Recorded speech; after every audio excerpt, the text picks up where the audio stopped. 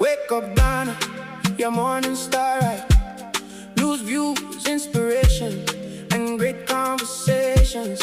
From Accra to the world, we bring the fresh stories, fresh energy every morning, full of fire and glory.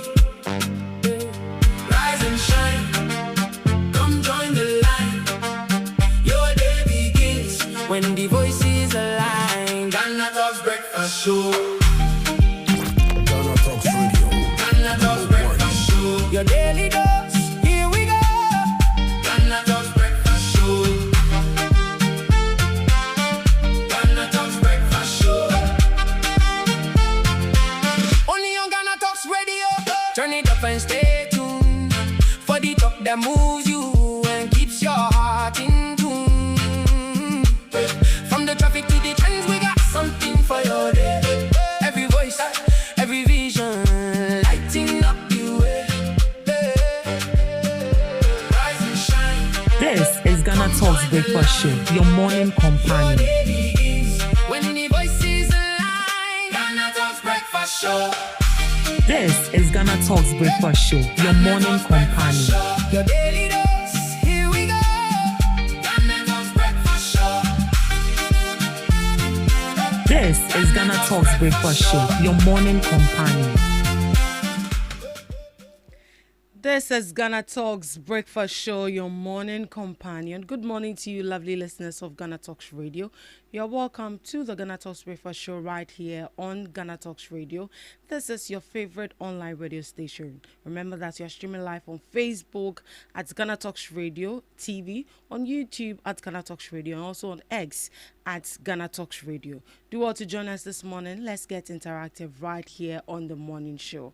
In the first segment, we are bringing you the news review and all the relevant stories making waves in the news, from business to politics, from sports to entertainment. We got you covered with the most relevant stories and informed perspectives on matters that matter to you every morning right here on the show. This morning, I'm so happy to be here. It's good to be alive. I am your host, Ruth Esenam Fiagbadu, and I'm serving you breakfast this morning with Miss Regina Bless.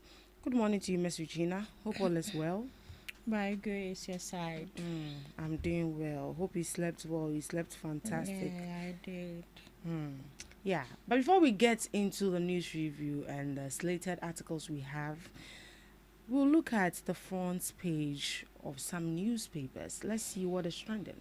Let's see what is on the front page of these newspapers. So we start with Daily Guide, the front page of the newspaper Daily Guides, and it reads that fuel prices skyrocket, petrol at 16.29 Ghana cedis, while diesel is at 19.49 Ghana cedis. Court freezes miracles Abuaja's bank accounts and properties. Court freezes miracles Abuaja's bank accounts and properties. And 2 killed, 7 injured in Accra Kumasi highway crash. 2 killed, 7 injured in Accra Kumasi highway crash. So that is on the front page of the Daily Guide newspaper. Moving on to Daily Graphic. Parliament ratifies mining agreements for 6 companies.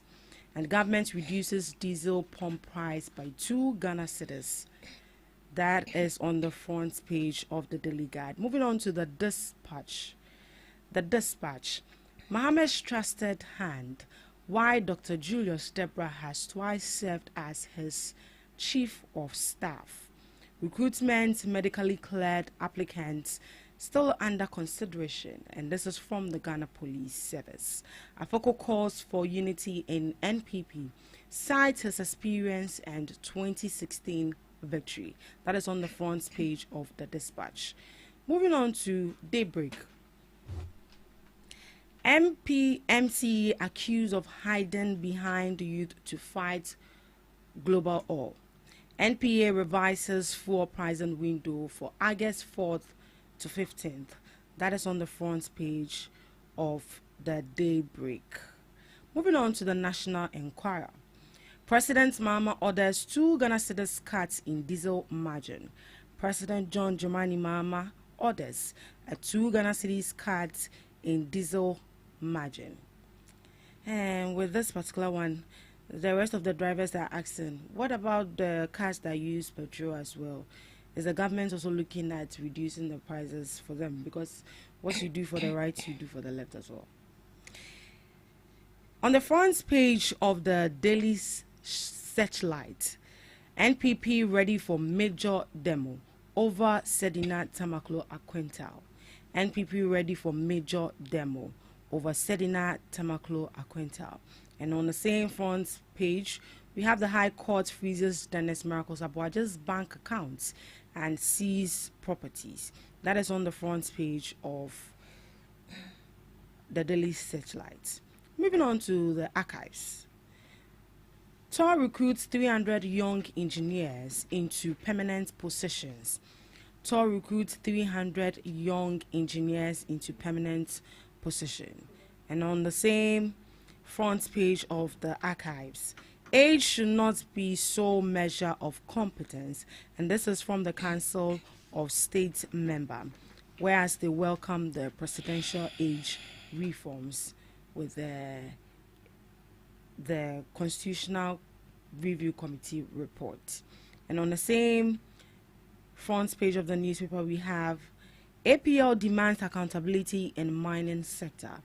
APL demands accountability in mining sector. That is on the front page of the Archives newspaper. Let's move on to the next newspaper. We have the Spider. Bank of Ghana blacklists 20 loan apps preying on Ghanaians. Bank of Ghana blacklists 20 loan apps preying on Ghanaians. Yoko seizes Miracles millions, yes. And President John Dramani Mahama slashes diesel prices by 2 Ghana cedis as experts predict relief ahead. Yes, so that will be all for the front page of the newspaper. Yeah, you could see one thing is trending a lot that has to do with President John Dramani Mahama's order to cut diesel prices by 2 Ghana cedis, and also Yoko getting an order from High Court to freeze their accounts and also seize the properties of Miracles Abuaje. Mr. Gina, that is what we have for the front page of our newspapers. You can see that 2 things are trending a lot on the case of Miracles Abuaje and also President John Dramani Mahama's order to reduce diesel prices by 2 Ghana cedis. What do you say to that? Yes, we'll get into it. Right, at this juncture, we'll just dive straight into the main article and as to why Miracles Abuaje's account has been frozen and also his properties being seized. High Court freezes 5 bank accounts, 4 properties of Miracle Abuaje. The High Court has ordered the freezing of 5 bank accounts and 4 properties belonging to former IMCCOD's Executive Secretary, Dennis Miracles Abuaje, as part of an ongoing investigation by the Economic and Organized Crime Office, EOCO.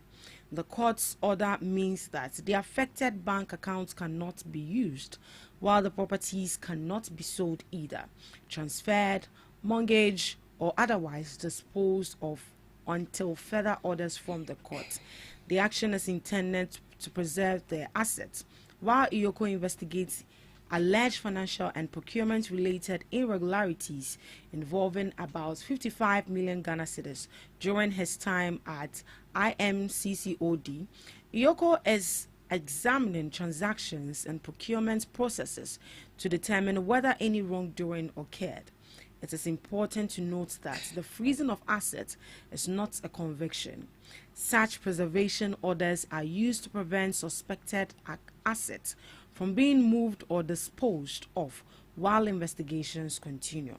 Miracles Abuaje has denied the allegations and maintains that he has committed no wrongdoing. He has also been granted bail of 50 million Ghana cedis with 3 sureties as the investigation proceeds. So we have gotten into the details as to why Miracles Abuaje's 5 bank accounts has been frozen and also properties being seized by EOCO. And this is to protect either the evidences there, not necessarily the evidences, but in case they are thinking of selling or whatsoever due to the alleged financial irregularities when he was the executive secretary at IMCCOD. Right, Ms. Regina? Yeah, now we get to know the details of Miracles Abuaje's seizure and also accounts being frozen. What can you say to this? This is actually a new development on his case when he was picked up from the airport by Yoko. Okay, so first off, I think legally it is right, and also I'm quite confused on this whole issue because I quite remember when he came out of the custody of Iyoko, he, should I say, emphatically said that there was no discussion about any kind of money. I was like, so what were you doing there? What were they asking you? Well, like, what were the questions? So you can never know something until you are there to witness whatever is going on. So since he was the only one there to witness it, well, we can't say say BB, but looking at this whole issue, as said in the article, it doesn't mean that he's guilty of whatever that is being labeled against him. I think they should sink deep in the minds of Ghanaians, most especially because when it comes to public courts, we are very good in criticizing and we are very good in condemning. We are very good at a point where we've already concluded on the issue that indeed he did it. And I think that looking at a replica that has to do with Sedina Tamaklo's issue, because now they've already ruled, say, oh, indeed she did it. But a court in Remuno, they said she's free. Yeah, so I'm happy with the fact that they stated that that doesn't mean that he is guilty of whatever that is being labeled against him. So looking at the legality of all his accounts being frozen, some of his properties being taken, I think is a very good thing. And in the law of Ghana, that is how it is supposed to be, because that property or the money is linked to whatever that is going on. Even if it is not linked, they will still seize it, because it is still your property. And there's a perception says you cannot, according to them the way we are now, you can also use that money to acquire any assets, any property or anything. So legally it is right for them to seize his properties. So no one should come out. I'm just hoping that the NPP wouldn't come out and demonstrate on this again. Also. So some say Thursday they'll demonstrate on Sedina's issue. So let's see. Miracles Abuaje Diana Abatahu. And also and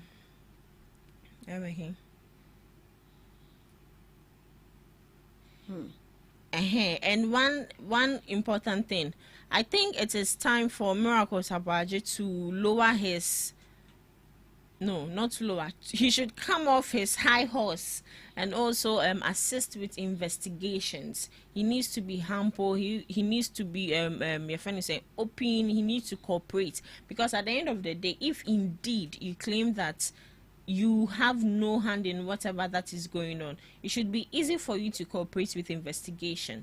Yeah, and this should also serve as a lesson to all the politicians, people holding public offices, that the fact that you are there doesn't mean that is the end of it. Definitely you live there and investigation will commence.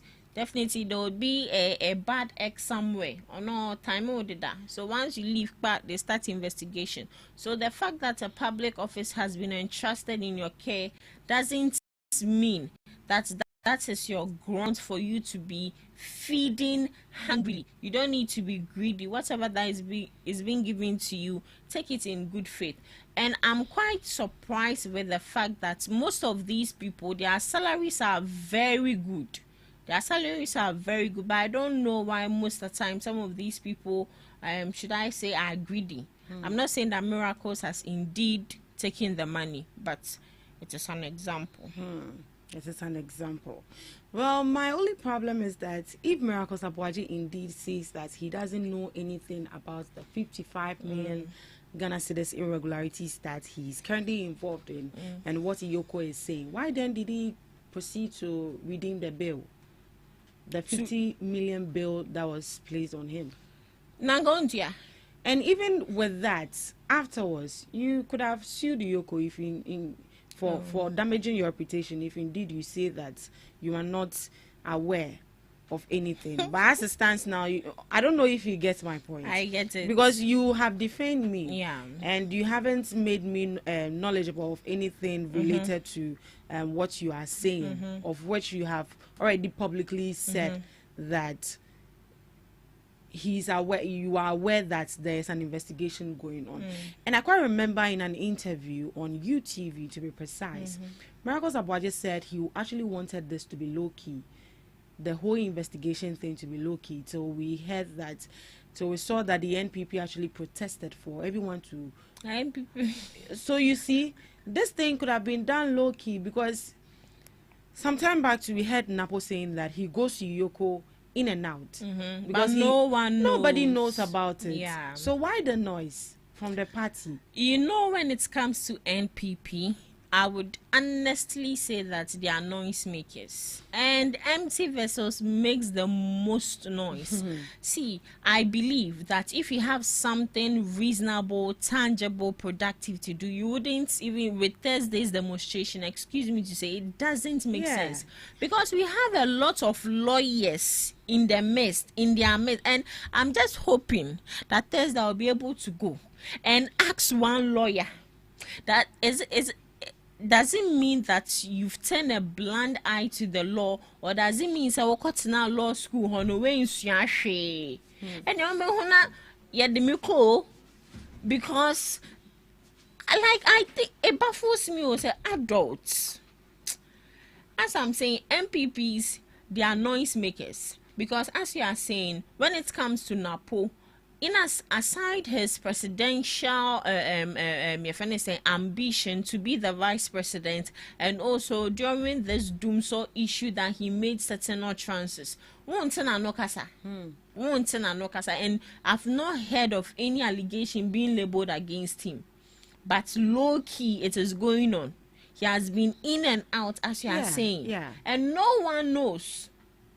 But MPP drew Miracles in Kwade, and he's not the only one. Chairman Woon to me then time when he was also arrested. Yeah, we even saw the likes of the minority leader sitting on the floor in front of Yoko for the release. That released Chairman Woon to me. And last he's in jail. So was it even worth it? It wasn't worth it. That you should. That is even the time for you to even come out and explain things to us better. So, this is what is going on. Blah blah blah blah blah. But you don't just wake up and just start demonstration just like that. So Miracles, I'm sorry he's in this kind of party, because he wanted it low key. Yeah. But unfortunately, it is high key, and we will all play to that key. Right. I think the NPP is a problem of Ghanaians, because the way they actually misinform the citizens and also the society just to get them rally behind them. We saw that after the protest, people were actually demanding for their monies. People were even like, they don't even know why they were there. And even if they knew, they wouldn't have been there. I watched an interview with one of the ladies who was saying that,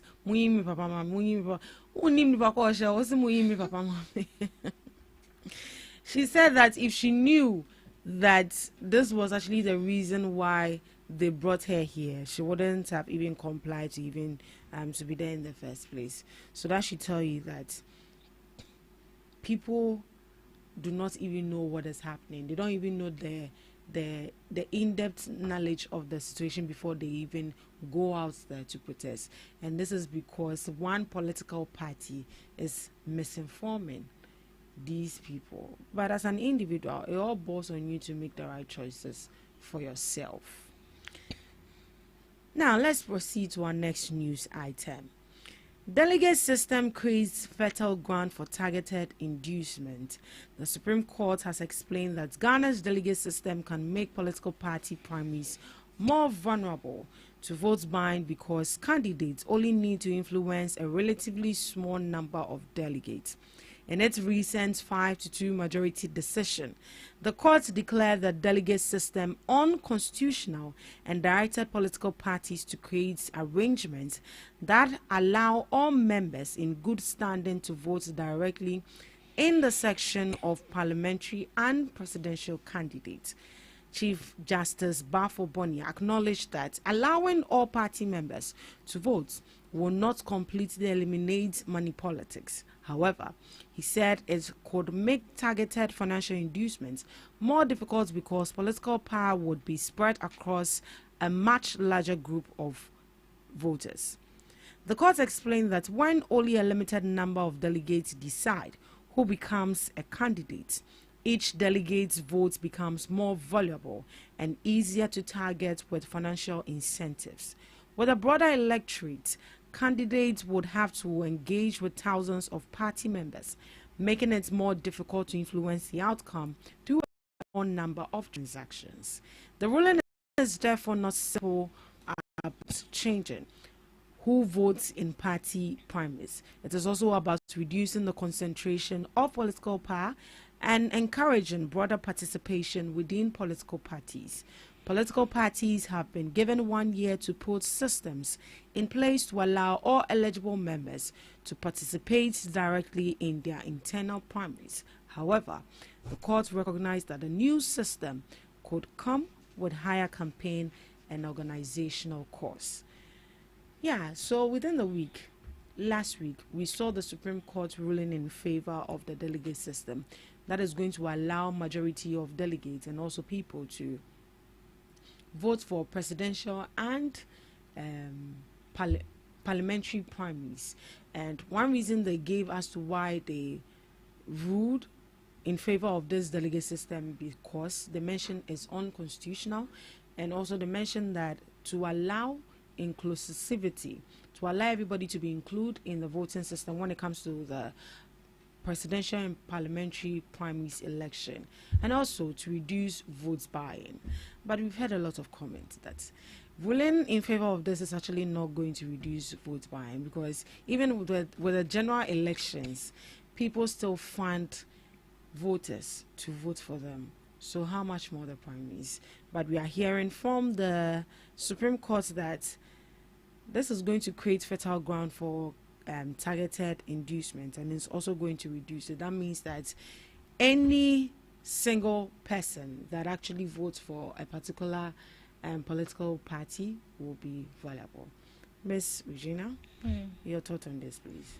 So first off, I think aside the issue of vote buying, delegates electing candidates for presidential and parliamentary elections shouldn't have been a problem from the onset, because I know that even in our normal churches, in our normal institutions, they elect, they come on board, decide, the managers or the board of directors come on board and decide that, oh, this is the person we want to represent, or nipa we na yepese ojinemu.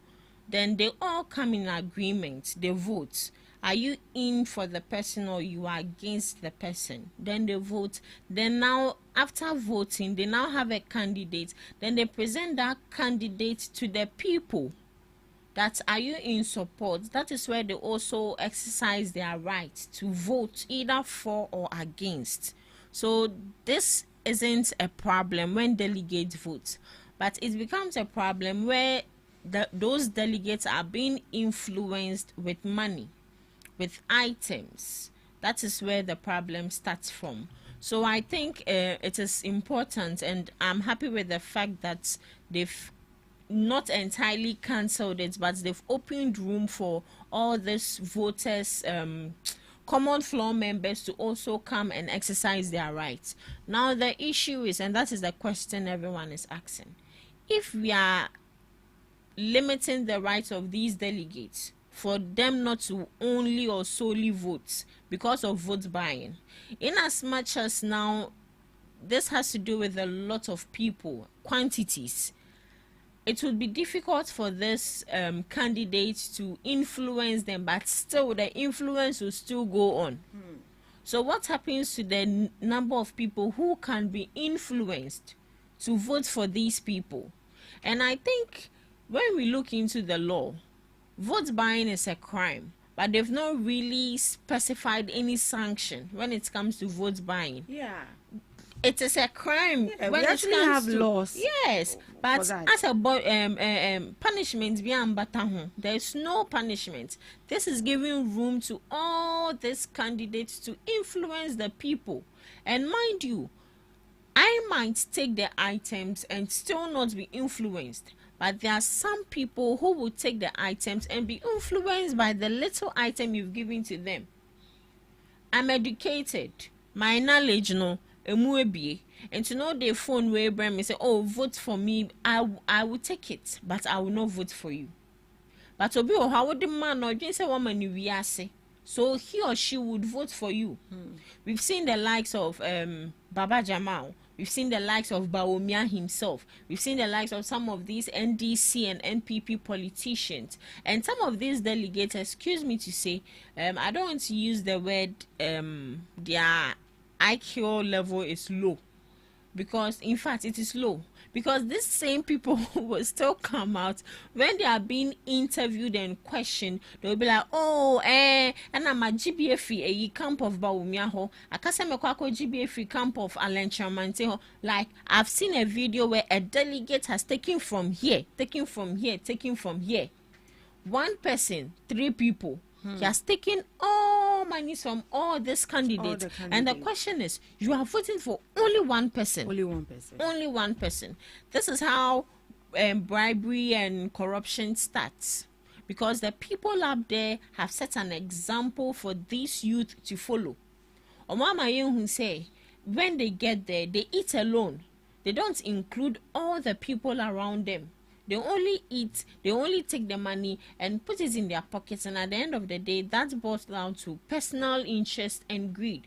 But if you get up there and you include everyone around you, you make sure that everyone around you is comfortable, you make sure that you are attending to the interest of the people, do you think you would even come to me and bribe me and I would accept it? I won't accept it. So with the issue of vote buying, I think it is high time they find something reasonable and tangible to do about it. It is not about just creating the laws. It is not about making sure that now the room is open for everyone to vote for their candidate. Those people can still be influenced. The influence will not be difficult because people are easily swayed when it comes to money. People are easily swayed when it comes to these flashy items. And looking at the amount of money Baba Jamal invested, when I am on TV, I won't meji, meji o, ye beji o. But obi wo ha oji a obe vote ama. Obi so wo ha oji abaka se hwe. Oh, you say TV na betum da. I will vote for the person I think that can do the job very well. But now they've put my friend is saying integrity aside, they've put competence aside, and they are voting for their pockets, they are voting for money. That is what is going on now. So with the decision they've taken, it's a very good decision to open it up to everyone. For everyone. As you said, inclusivity, and also making sure that everyone exercise their rights. It is important, but still, those people can still be influenced. Right. Now, opening up the system is actually going to incur more cost. Because now, instead of a fewer number to actually vote, we are going to be looking at, just as the way we do the general election, large number of people are going to vote this time around. And that means that government, I don't know if this cost is going to be taken by the government or by the political parties. Which of them do you think should go? Say MPP no. MPP on the government. And this is almost no MPP. There is a political party on its own, unless that person has been elected as president, and now that person becomes the government? I think when it comes to aside the general election that is taken by the government, I think when it comes to these internal elections within their parties themselves, it has to do with their own pocket money. That is where they pay dues. So sometimes when it comes to these occasions, that is where the dues comes in. It comes hand in hand. But I won't say Aban and Fahoka. As you yourself are saying, Aban is not MPP, Aban is not NDC. Aban is we ourselves sitting here. Aban is taxpayers' money. Aban is everyone. Yeah, so if they want to tell us that, and then president, because you cannot use my tax to accomplish your political ambition. Exactly. So I think that they use their own money. That is where some of these financiers comes in. Yeah. And this is I want to me now demono. People made that your election. Okay. So sisi anso Kennedy so asa wa twene ho. Masa. And it's can on benya wen. Ba omia wo ho. Ba dia me tete na o say ba omia den. On she na ni sika. Anyway, let's see how it goes. But the whole inducement of money in politics is actually brought upon the politicians actually brought it upon themselves. Because tell me why you are vying for a particular position, you are so calm, like you are so simple, and you don't sit in luxurious cars and then all of that, but immediately you grab that position, then we see you parking the V8, we see you landing a Land Cruiser, we see you with houses, lands, property. So obviously the citizen is going to think as if, oh, you are actually making money out of my vote, so if I'm going to vote for you next time, then you have to pay me. Because it looks like when you make the money and you get to the top, you even forget the people that voted for you and even what they ask of you, that come and fix their roads, build schools, and then all of that. You end up using those monies to nourish yourself. So the politicians, this whole inducement of money in our elections was brought up by themselves. They brought it upon themselves. Miss Regina, do you agree with me? Oh yes, I do agree. I remember during last 3 years election, and 2 years, 2024. Last 2 years. Last 2 years, Right 2024. There was this man, young man, who was being interviewed, and he said he was asked, would he come out to vote? First off, he said no. Secondly, he said yes. And they asked him, why is his answer yes or no? He said no, because if they don't pay him, he will not come out to vote. But if they come and pay him, and I answer saying, or say 1,000, 2,000, if you give me that money, I'll come out and vote. And he was asked why. He said at the end of the day, when you waste your time, because see, vote to Aban is not easy. Especially looking at the constituency where a lot of people are there, also with the line. Then times, and that means that is me vote when I was in school. My mom would wake up as early as 3 or 4. No more line. And I would follow her. The moment you get there, a lot of people are there. And even if people are not there, chairs have been arranged according to. And to obiani na konja, and to obaya no ababet na so, just say, or no, what turn a line at all. Then times the passion was there. Say, oh, I would come out willingly and vote. This year, my dear, people will sleep. I can't 1 minute or mobile phone voting. I feel no be ekosoko voting. That is how I think this politician should start seeing things. This is how bad things have got to. It means that the interest is no longer there. When it comes to voting, it should come with this. I say our day fever, no? Yeah. That our day fever should be there.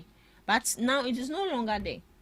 This young man said, at the end of the day, when these politicians get there, they forget about anything. The manifestos they've read, they forget about it. The promises they've read to the people, they forget about it. And the only thing they are concentrated on is the money.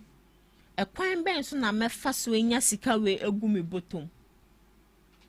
At the end of the day, these same politicians will still, I can say, your friend saying, oh, Omo say be there's after elections there's no campaign. But that is what you are supposed to be doing. Look at John Dumelo. See the things he's doing. It's I can say he's still, and I say, should I say he's still no? I say he's now in the race. Yeah. Something of that. He's now in the, but he's already in it. But he's still doing what he used to do. They should tell you that he is a genuine leader. He didn't come to parliament, or he didn't come to power to just siphon money from the people. Look at what A Plus is doing. One thing I like about A Plus is he does his things on the low, but when you go to his constituency, he's doing marvelously well. But some of these politicians, no, Jerry, what is he doing there? He's doing nothing. But you go and stand in parliament, you talk. I remember Jerry, when, excuse me to say, when he was just a nobody. 2024, no, it wasn't Ahumachi. The day to that Ahumachi that we vote. We went, my sister and I, we went out, and this man saw us, called us. There's a place called LNA Memorial School. That was where he was sitting with the squad. He called us, told us that we should come and vote. And I said, I'm sorry, I don't vote there. And my sister, she's a midwife. She completed long ago. I said, you need to vote for me. Vote for me. I'll help you secure a spot in the mirror. And my hair, I was, we a midwife. We a midwife. So when he got into power, I was like, in Imponka. But he doesn't work at the Ministry of Health. Exactly. Yeah. But with his links, he can find something. He can, but should you wait for somebody to be in need before you help That is it. That is what the politicians do. They wait for us to be in need, and they use that need as our point of weakness. As weakness, yeah. Because if you are in need, you will do whatever he says do. And there's nothing you can do. You will do it.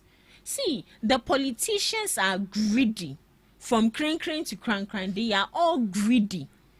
They are working with their pot bellies. They are ready to steal from the people. Mind you, the same people voted you in power.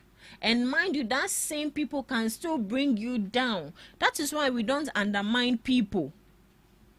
These same people that you are saying, oh, even some presidents can just, excuse me to say, throw shit to the people anyhow they like. And they see nothing wrong with it. We need listening leaders. And we don't need leaders who listen with their tummies. That is not what we need.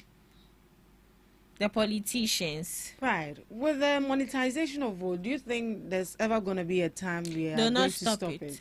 Do not stop. Because my dear, it's going to be like how there's an adage: train up a child the way he should go. And when he goes, he will not depart from it. And that is how the politicians has actually trained voters. So definitely they are going to grow with it. And in some years to come, they'll even demand a bigger amount of money before they even vote for you.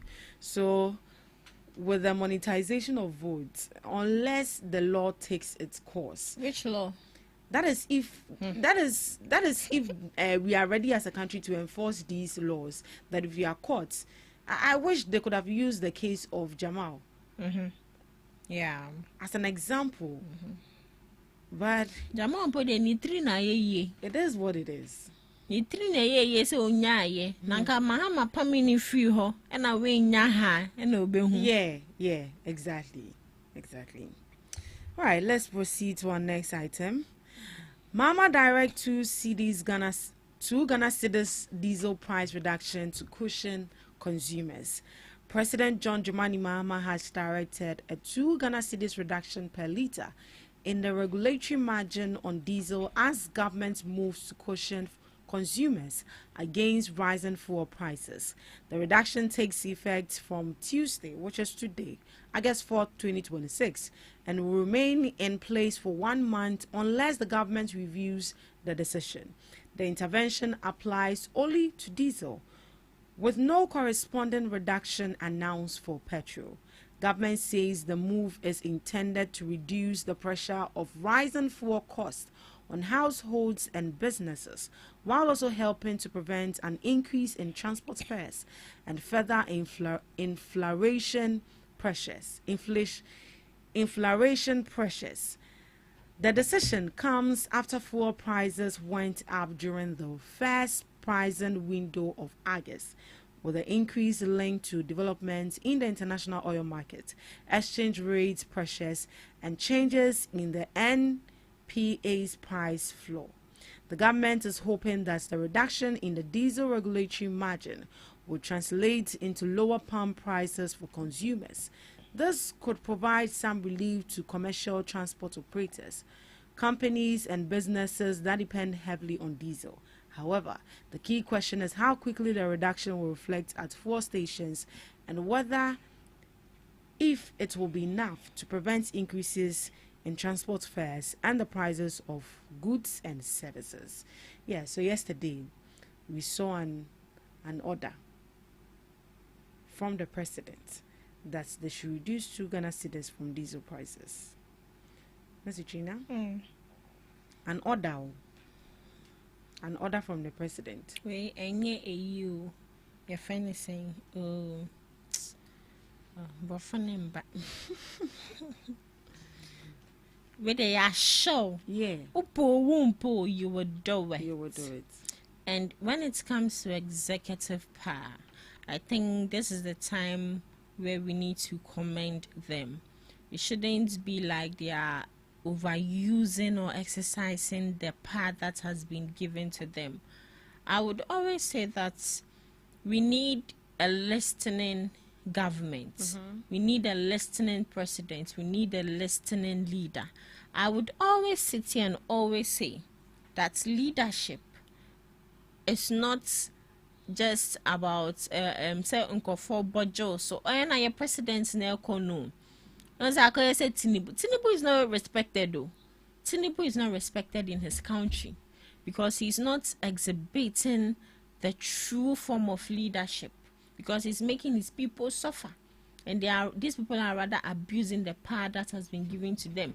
But when you come to government here, what would excuse me to say, would Jimmy I bet if you so Ebiana time now or Ebia people will start thinking about cool. You get me? So President John Dramani Mahama is a listening president, and he's a good leader together with all the people in government. He's not doing it alone. He's doing with a lot of people, his subordinates. But the issue is, Sisi ano use diesel ebin kan and then I just say okotoka obenya diesel. Obeto diesel go mount me cause 2 cedis 2 cedis homes so okoto car obeto diesel. So I think it's a very good thing, because at the end of the day, the people who depend and deal with diesel, and I think most drivers use petrol vehicles. The diesel ones, no, they're few. And the diesel ones, no, at the end of the day, they would be comfortable and there would be no increment in transport fares. And we have business owners who also day in and day out use some of these machines that deals with diesel. Some people use generators and other things, and I think it would lower the cost. So it's a very good thing.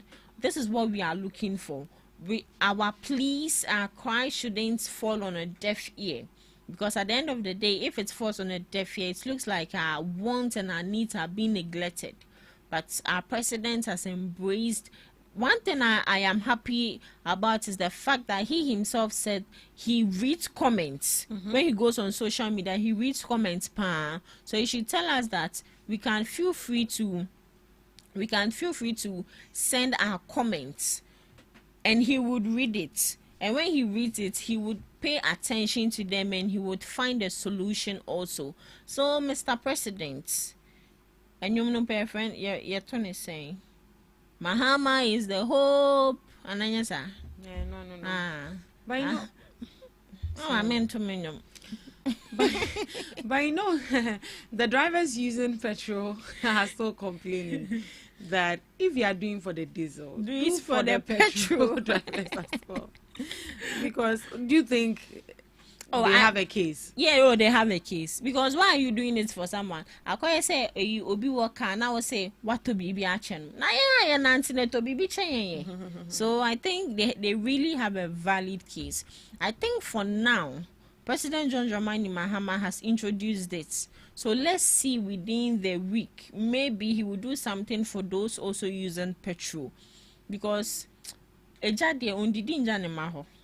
Me, that is how I see it. But if he has not introduced anything, it means that probably they are putting things in place to make sure that at the end of the day, everyone, both people using petrol and diesel, are comfortable and can purchase it. So they should relax. It is time. But you know that for the transport fares, they've already increased it though. But it's not on paper. Yeah. It For is the fact not. that, tell me why I pay 5 Ghana cedis from La Paz to, let's say, Anya. But when you go to the station, they tell you, baby, I'll be 10 cedis. Obeko ana say wonko. Adiesa, wabre, ujina ho. Do you have a choice? You actually do not. Offer no short cry, no crab broso. Until you don't have a choice, you just sit in the car like that. Utia ya o yan so be ubetia. Because you have to get home. If I say Chrome Honor, like it's not that safe. You know that you can only find safety in your house. So for me, I always say that 20 Yeah, true. yeah, so that should tell you that the prices of transport fares have already been increased, but just that it's not formal and it's not on paper. You go to Accra, Kaswa 20 Ghana cedis.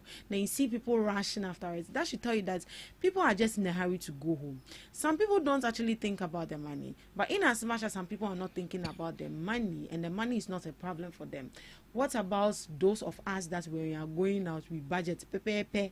My dear. What about The us? last time we car chrome. What about us that when we are going to town, when we are going out, we budget because when him say, oh, funny say, kosi ha say, ya beji uwe, funny say, oh, sandwich ya ba ya beji uwe. But what for now, wa kono 5 CD 50 pesos. Oh, befene say, oh, betia 10 CDs. Oh, yen is saying, oh, can is saying. I went to La Paz. I went to buy whatever I'll buy, and it was like my last 5. I know that from La Paz, I wish it's 5 CDs. All the vehicles come in 10 CDs. My dear, where will I get 5 CDs? So I started working, to where I walked. I think when baby I saw KFC, when your friend was saying. Kwashiman. Are you serious? My dear, I walk. You not walk. Who are you going to ask for money? Exactly. I had to walk. And you can't say so being said no 5 CDs na ko jina momo say we 5 CDs momo. Oh, you could have picked an Uber or something. And which man would like to take it? When you pick the Uber, you drop my in front of the last house. money is 5 CDs. Oh my God. Your whole life. My whole life. If you shake me, nothing will come. That one there. I've been in such a situation before, and what I did was I picked an Uber, and then when I got to the house, I called my mom to come and pay. come What and if pay. your mom doesn't have it? Oh, definitely. Let's going to be so so that is it. That is it. So fuel prices have been decreased. Not all fuel prices, but diesel prices have been decreased by 2 Ghana cedis, and we are hoping that we actually feel the impact. Because if it's an order from the president, we should see the impact of it. Yeah, simple. But my question is this whole increase in fuel prices as a result of the Iran and the Oh no, US war? I saw an article yesterday saying that the prices have reduced. So I'm not sure So how it is come as a prices have been increased all of here? a sudden. All of Yeah. a sudden? Well, we've seen Tor working, so let's see if Tor will be able to give us fuel. Anyways, Miss Regina, Yeah. thank you so much for joining me on the news review. Up next, we have you.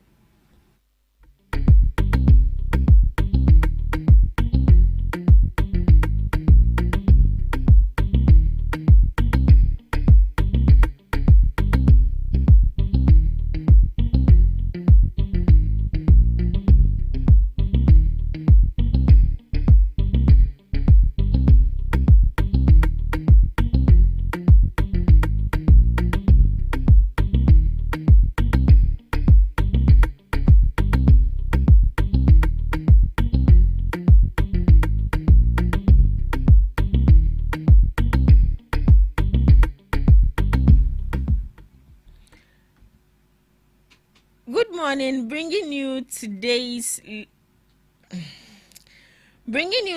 in history and some global observances. Live on Ghana Talks Breakfast Show. I answer to the name Regina Bliss. Let's get right into it. 1947, the United Gold Coast Convention was founded in Salt Pond Central Region, Ghana, by leaders like George Alfred Grant and J.B. Dankwa. May their soul rest in perfect peace. 1974, Ghana implemented Operation Keep Right. Ghana officially switched from driving on the left side of the road to the right-hand side of the road under National Redemption Council leadership. This campaign was called Operation Keep Right. Looking at some of the reasons for the change, regional unity aligned Ghana with neighboring countries like Togo, Ivory Coast, and Burkina Faso, which already drove on the rights. Transport flow made trade and cross-border travel easier across West Africa, and also vehicle imports fared better with affordable cars imported from France and Germany at the time. 1983, in Upper Volta, a military coup led by Thomas Sankara ousted President Jean-Baptiste. To some few global observances, today is Single Working Women's Day, to celebrate the economic, social, and personal achievement of single women in the workforce. Created in 2006 by Barbara Payne, this unofficial holiday highlights self-reliant women, addresses workplace stigmas, and falls during Single Working Women's Week. So happy Single Working Women's Day to all the ladies in the corporate space, in the entrepreneur space, thriving each and every day and working through the stigmas. And also we have National Night Out. It enhances relationship between neighbors and law enforcement and the positive circumstance. Some of the activities are backyard barbecues, festivals, parades, safety demonstration, and emergency vehicle displays. Most of the time, this global observance is observed globally, most of the times in the UK. And lastly, hooray for Kids Day, to honor the joy, innocence, and unique perspective that children bring to the world. So hooray to kids for today. So if you see any child, say hooray, and he or she will say hooray back. And that's all for today on some global observance and today in history. Life and Ghana Talks Breakfast Show. Thank you so much, Miss Regina Bless, for today in history and some observances of the day. But you mentioned that if you see a child today, you say hooray. Okay, a child, right? A child. Yes. So a child between the ages of From 3 to 10 years, yeah. 3 to 10. So meaning 11 on all Oh, no, me 10. adults. They are adults. Yes. Oh, okay. That means I don't qualify either. You say? I don't qualify. You are grown, you are adults. But you said from this one. No, there are 3 to some 10. adults when you see them say hooray. Who You are say those? someone like you, hooray, Hooray. Thank you so much for joining us right here on the GhanaTalks Breakfast Show. Hope you had an incredible time. We'll be back shortly with the second segment of the morning show. Please stick and stay with us. Are you ready to amplify your business or brand's reach and make a meaningful impact in Ghana and beyond? Partner with Ghana Talks Radio today to connect with a diverse audience across Ghana and beyond.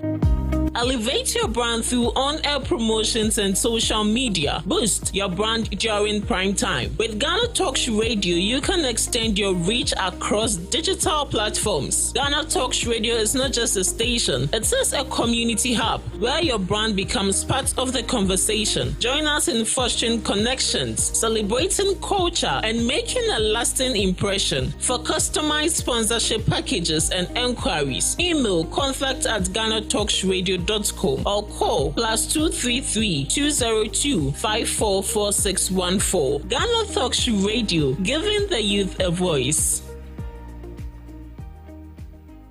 What do you want for breakfast? How do you want your breakfast? English breakfast, French fries. Koko Nikosi, alo komi kesheto. Wache. Well, Gobe is the real deal. Join us on GhanaTalks Radio. Let's serve you a buffet of breakfast. From news headlines review, current affairs to social issues. Entertainment, sports, and all the trending stories live on our mobile app and across all socials from Monday to Friday, 7 a.m. to 10 a.m. With me, Pakwesi Omare, Regina Bless, Deborah Adoso, and I am Esinal Fiagbedu. This is GhanaTalks Breakfast Show. GhanaTalks Radio, #1. What do you want for breakfast? How do you want your breakfast? English breakfast, French fries. Koko Nikosi, alo komi kesheto. Wache. Well, Gobe is the real deal. Join us on GhanaTalks Radio. Let's serve you a buffet of breakfast. From news headlines review, current affairs to social issues. Entertainment, sports, and all the trending stories live on our mobile app and across all socials from Monday to Friday, 7 a.m. to 10 a.m. With me, Pakwesi Omare, Regina Bless, Deborah Adoso, and I am Esinal Fiagbedu. This is GhanaTalks Breakfast Show.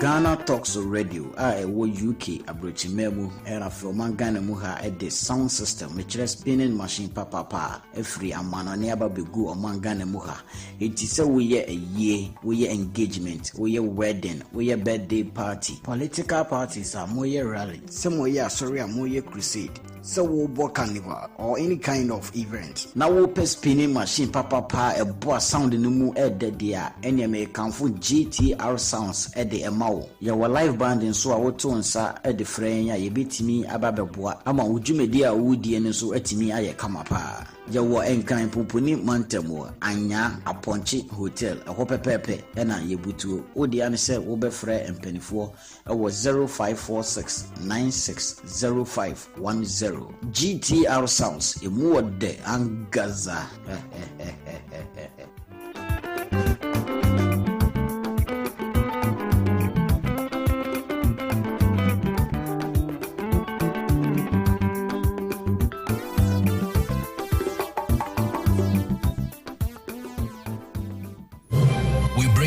News, business news, international, sports, and entertainment news. Right here on GTR.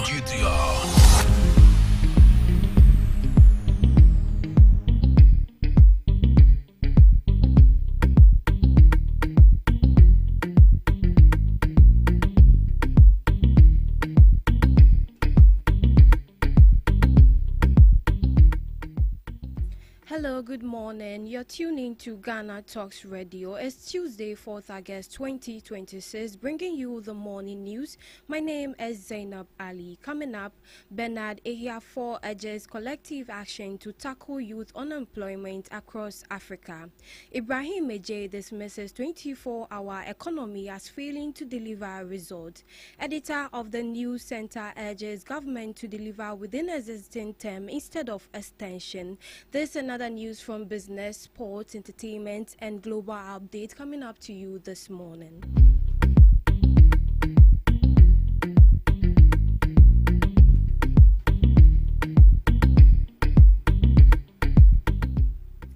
head of Ghana's delegation to the Pan-African Parliament, Bernard Ehiafo, has called for urgent and coordinated action to address youth unemployment across the continent. Speaking at a section of the Pan-African Parliament, Mr. Ehiafo said unemployment remains one of the biggest challenges facing Africa's growing youth population. He stressed that African states must align policies, share best practices, and invest in skill development to equip young people for the job market. The Deputy Speaker of Parliament urged the Pan-African Parliament to champion legislation and programs that will drive job creation, promote technical and vocational education.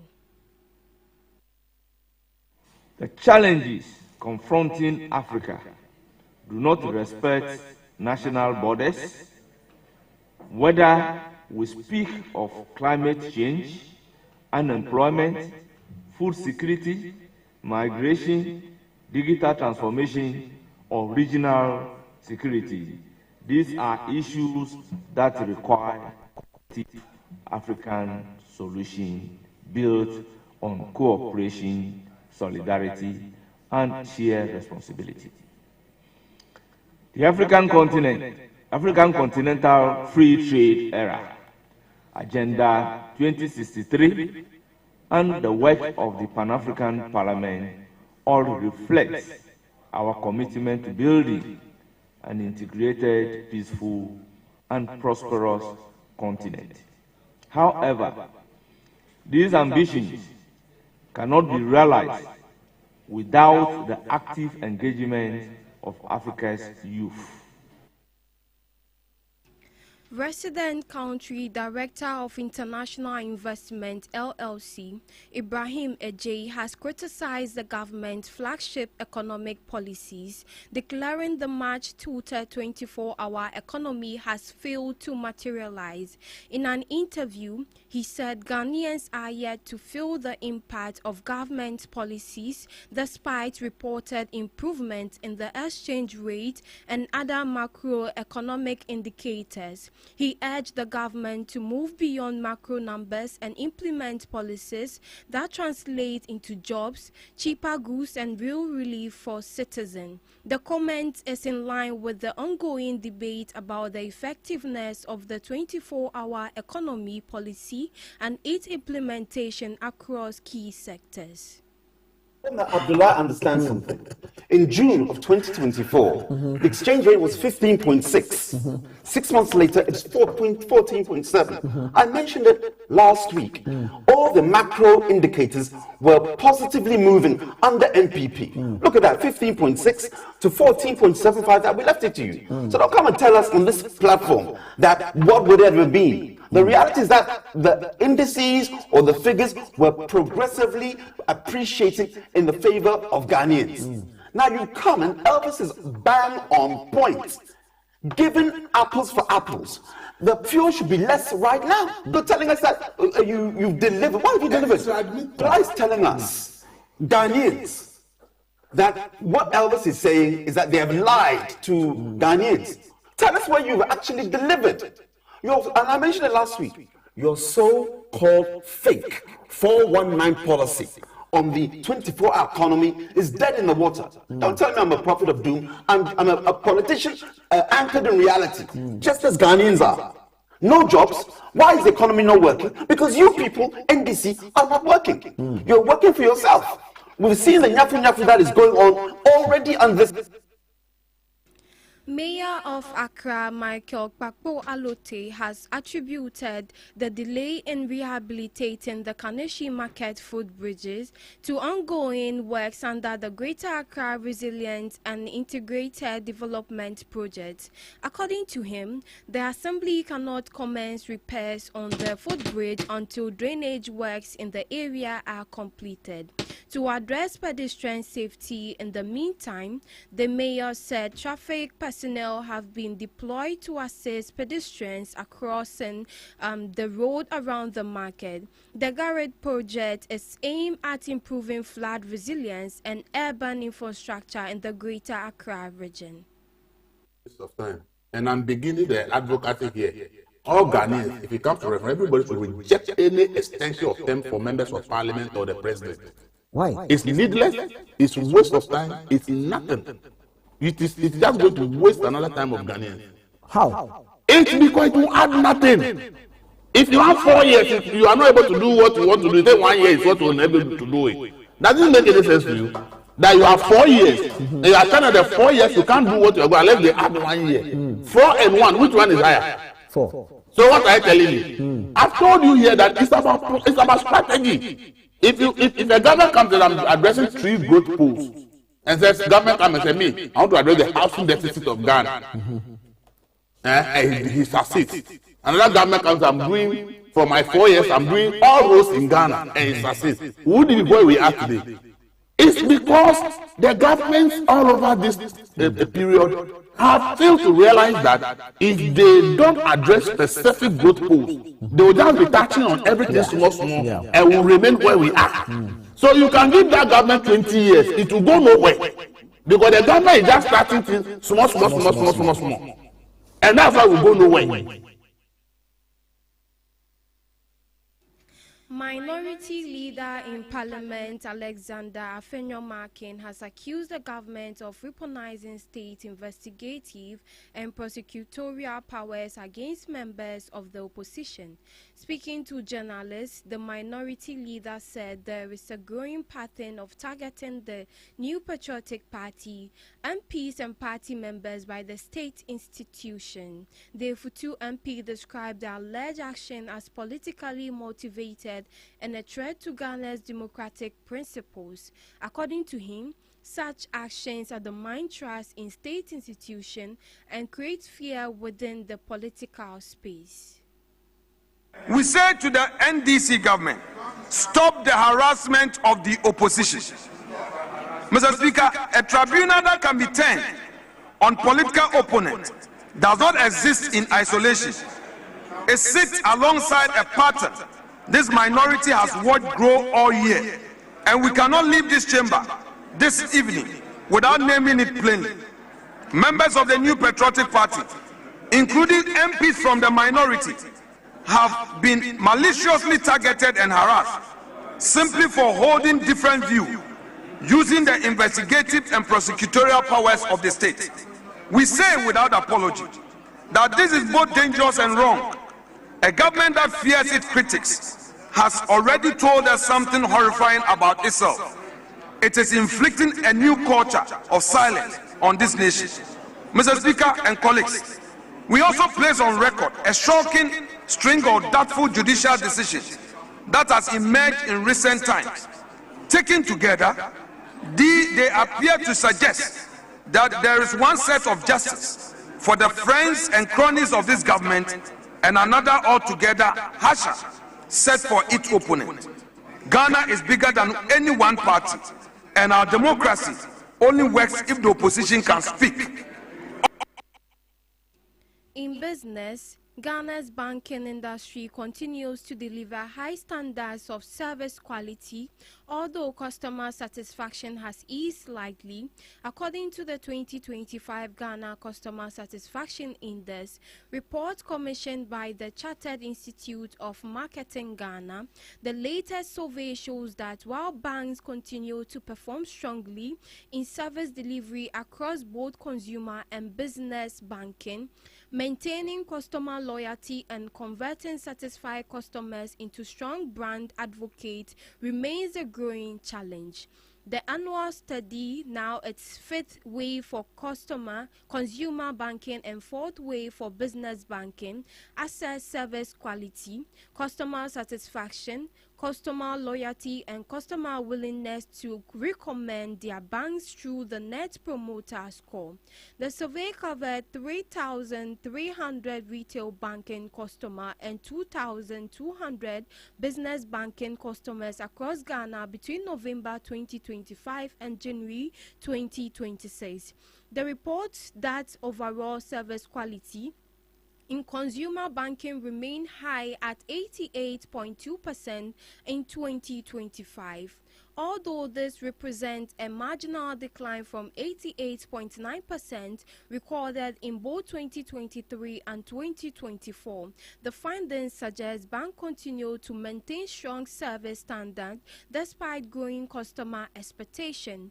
Amongst individual banks, Omni Basics Bank recorded the highest overall service quality score of 94.4%, followed by UBA at 93.4%, Access Bank at 92.5%, Republic Bank at 91.7%, UMB and Fidelity Bank at 91.6%, while Guarantee Bank scored 91.1%. The report also noted improvement by several banks compared with the previous years, while others experienced declines in customer perception of service quality. Overall customer satisfaction among retail banking customers declined slightly from 93% in 2024 to 92% in 2025, suggesting that high service quality alone may no longer be sufficient to meet rising customer expectation. UBA emerged as the most satisfying bank for retail customers with a score of 98.7%, followed by Omni Basic Bank and First Bank Ghana, both at 97.8%. Grantley Trust Bank achieved 91.1%. Ghana posted 96% at the lower end of the rankings. Standard Chartered Bank, Bank of Africa, and Car Bank recorded customer satisfaction scores below the industry average. One of the report's brighter findings was an improvement in customer loyalty. Overall consumer banking loyalty increased from 73% in 2024 to 75% in 2025, driven by improvement in both behavioral and emotional loyalty indicators. The report recorded behavioral loyalty at 73%, emotional loyalty at 76.7%, resulting in an overall loyalty score of 75.3%. Republic Bank recorded the highest customer loyalty score at 87.9%, followed by Access Bank at 85.7%, Ecobank Ghana at 83.2%, Consolidated Bank Ghana at 82.7%, and Guarantee Trust Bank at 82.5%. The banking industry advocacy performance also strengthened the overall net promoter score, which measured customers' willingness to recommend their bank to others, rose from 46% in 2024 to 52% in 2025. Indicating improving customer advocacy across the industry among retail banks. Omni Basic Bank achieved the highest NPS at 78%, followed by Stanbic Bank with 77.5%, UMB at 74.9%, Republic Bank at 66.6%, NIB at 65.9%, and Zenith Bank at 63.2%. The report found that business banking continued to outperform retail banking on several key indicators. Overall business banking service quality stood at 93.5%, only slightly below the 95.3% recorded in 2024, indicating that banks continue to provide consistently high quality services to corporate customers. ADB topped the business banking service quality ranking with 98.9%, followed by First Bank Ghana and GCB Bank at 98.6%. Standard Chartered Bank at 97.6%, and First Atlantic Bank at 97.5%. Customer satisfaction among business clients remained unchanged at 94%, reflecting sustained confidence in banking services despite challenging operating conditions.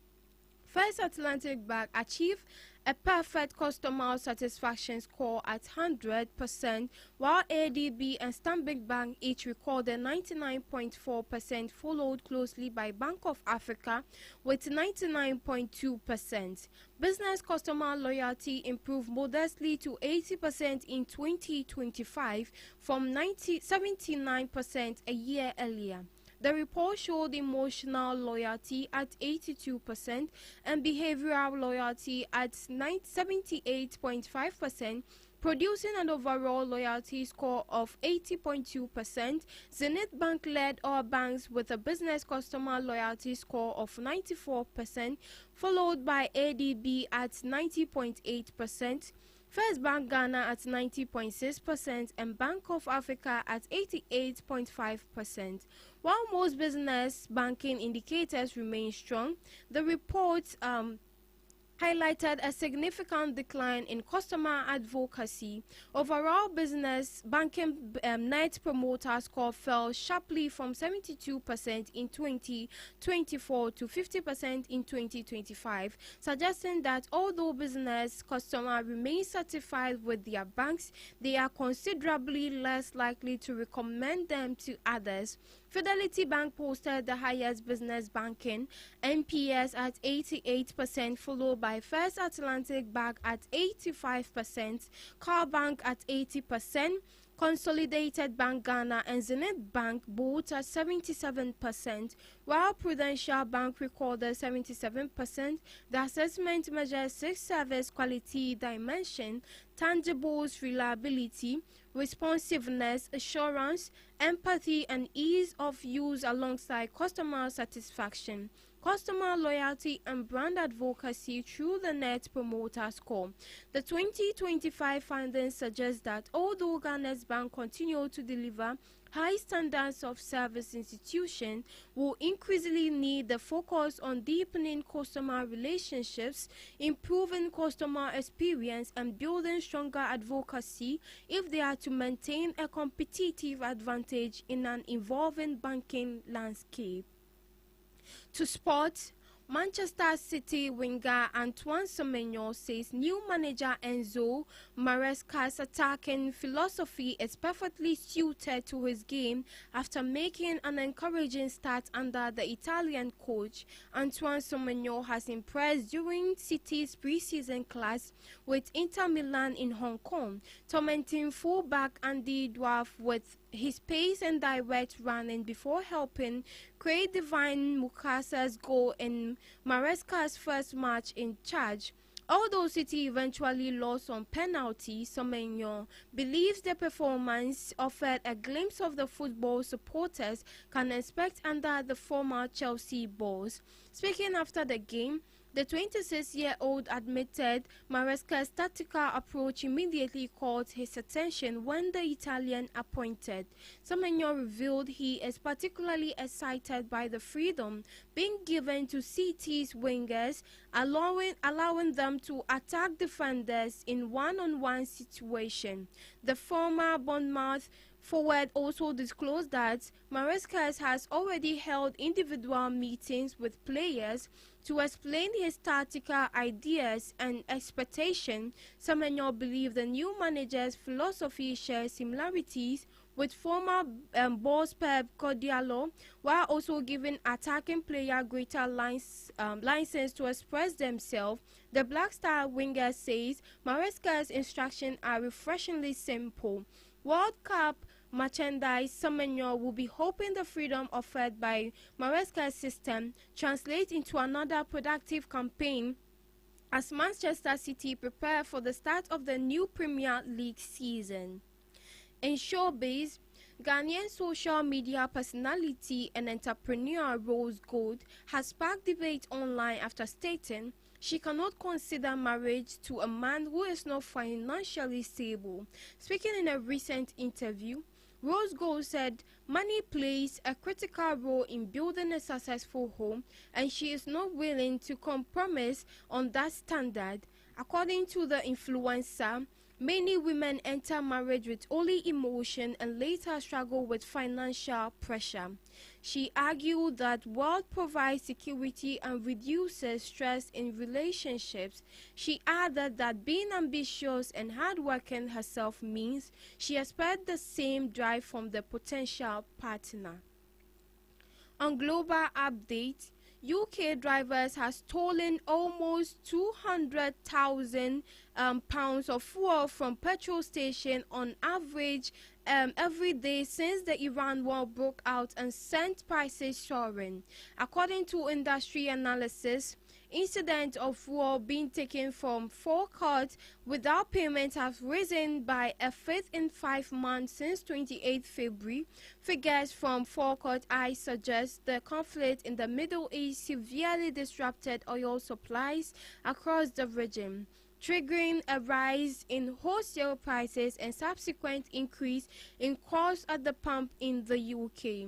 Forecourt I said the value of the stolen fuel is estimated to have risen by 48% compared with the 5 months before the war, to reach an estimated daily average 194 million. The Fuel Theft Prevention Company and other petrol stations are reporting an increase in abuse, intimidation, and violence from frustrated customers.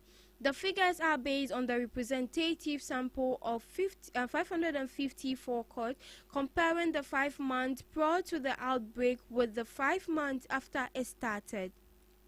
The extrapolated to the UK's 8,359 forecourt, the number of incidents recorded at the forecourt is the sample equate to 2,872 daily incidents on average at forecourt across the UK in the month after war began, up from around 2,400. They include people driven off without an attempt to pay and people claiming they have no way to pay after failing their vehicle. The volume of stolen fuel rose by 24%, up from an estimate of 87 million liters to 8,900,000 liters a day across all forecourt. In response, Forecourt I said it would partner with facial recognition company FaceWall to offer more than 2,000 retailers free access to crime reporting technology from the autumn. Fuel prices peaked in April before falling back when US and Iran agreed to framework deal to end conflict in June. But they have risen again since the collapse of peace talks. Last week, petrol reached a new high since the conflict in the Middle East started and its highest level since 2022. Forecourt I has reported a rise in thefts after the Russian-Ukraine war broke out in early 2022. 8 crimes after John Haley at the weekend vowed the government would act on any price gouging due to the Iran war. The new chancellor told the Sunday Telegraph that there was no significant evidence of this, but he would be watching closely for any suggestion the public were being taken for a ride at the pump or the till. Earlier this year, former Prime Minister Sir Keir Starmer and some of his ministers said the government would step in if customers were being ripped off by fuel retailers. The remark led to a row fuel retailers have denied accusation of price gouging, with the Petrol Retailers Association criticizing the government's inflammatory language. The Competition and Market Authority said in May there was no widespread evidence of price gouging in the weeks after the conflict, but it said it was investigating why fuel margin increased between February and March for 2 supermarkets and 3 non-supermarket retailers. The British Retail Consortium said in response that competition between supermarkets has kept prices as low as possible, not government intervention. It added many of the extra costs pushing up prices have come from higher national insurance contribution, increased packaging taxes failing to reform outdated business rates. This is where we draw the curtains on today's morning news with me, Zainab Ali. Have a wonderful day.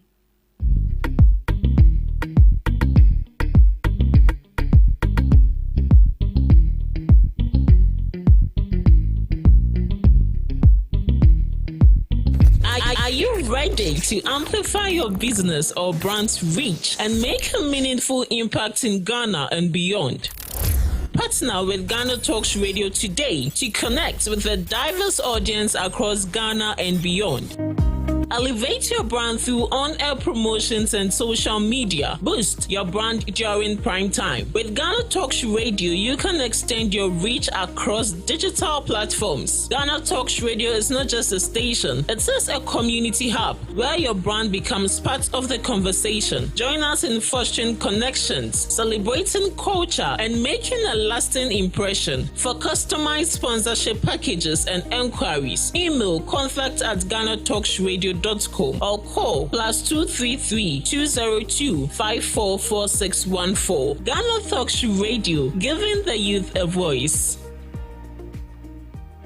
What do you want for breakfast? How do you want your breakfast? English breakfast, French fries. Koko Nikosi, alo komi kesheto. Wache. Well, Gobe is the real deal. Join us on Ghana Talks Radio. Let's serve you a buffet of breakfast. From news headlines review, current affairs to social issues. Entertainment, sports, and all the trending stories live on our mobile app and across all socials from Monday to Friday, 7 a.m. to 10 a.m. With me, Pakwesi Omare. Regina Bless. Deborah Adoso. And I am Esinal Fiagbedu. This is Ghana Talks Breakfast Show.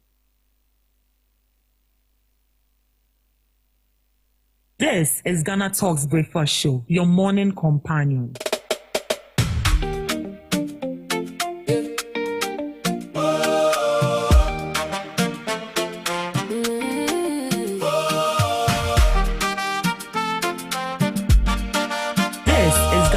Breakfast Show, your morning companion.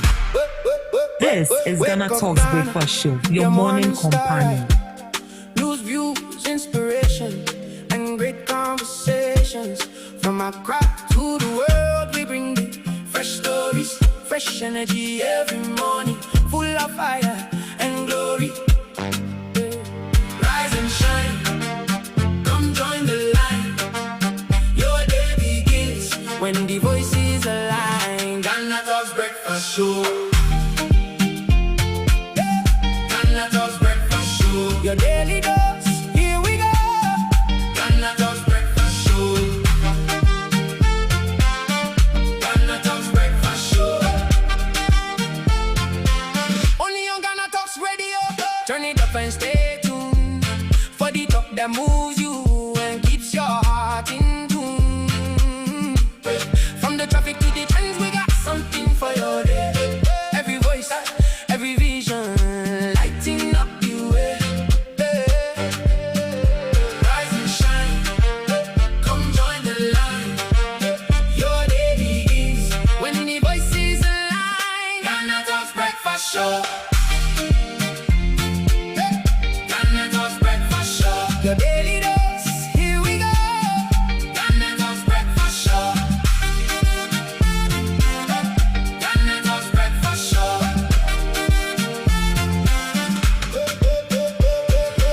When you see cause on air, where the spark inside the flame. Good morning to you once again, and you are welcome to the Ghana Talks Breakfast Show right here on Ghana Talks Radio. This is your favorite online radio station you can carry along wherever you go.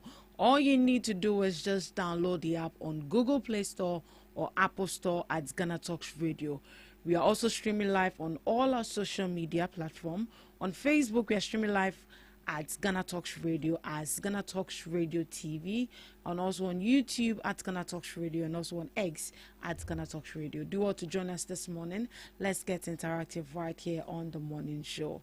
All we do is just bring you the relevant stories making waves in the news, from business to politics, from sports to entertainment.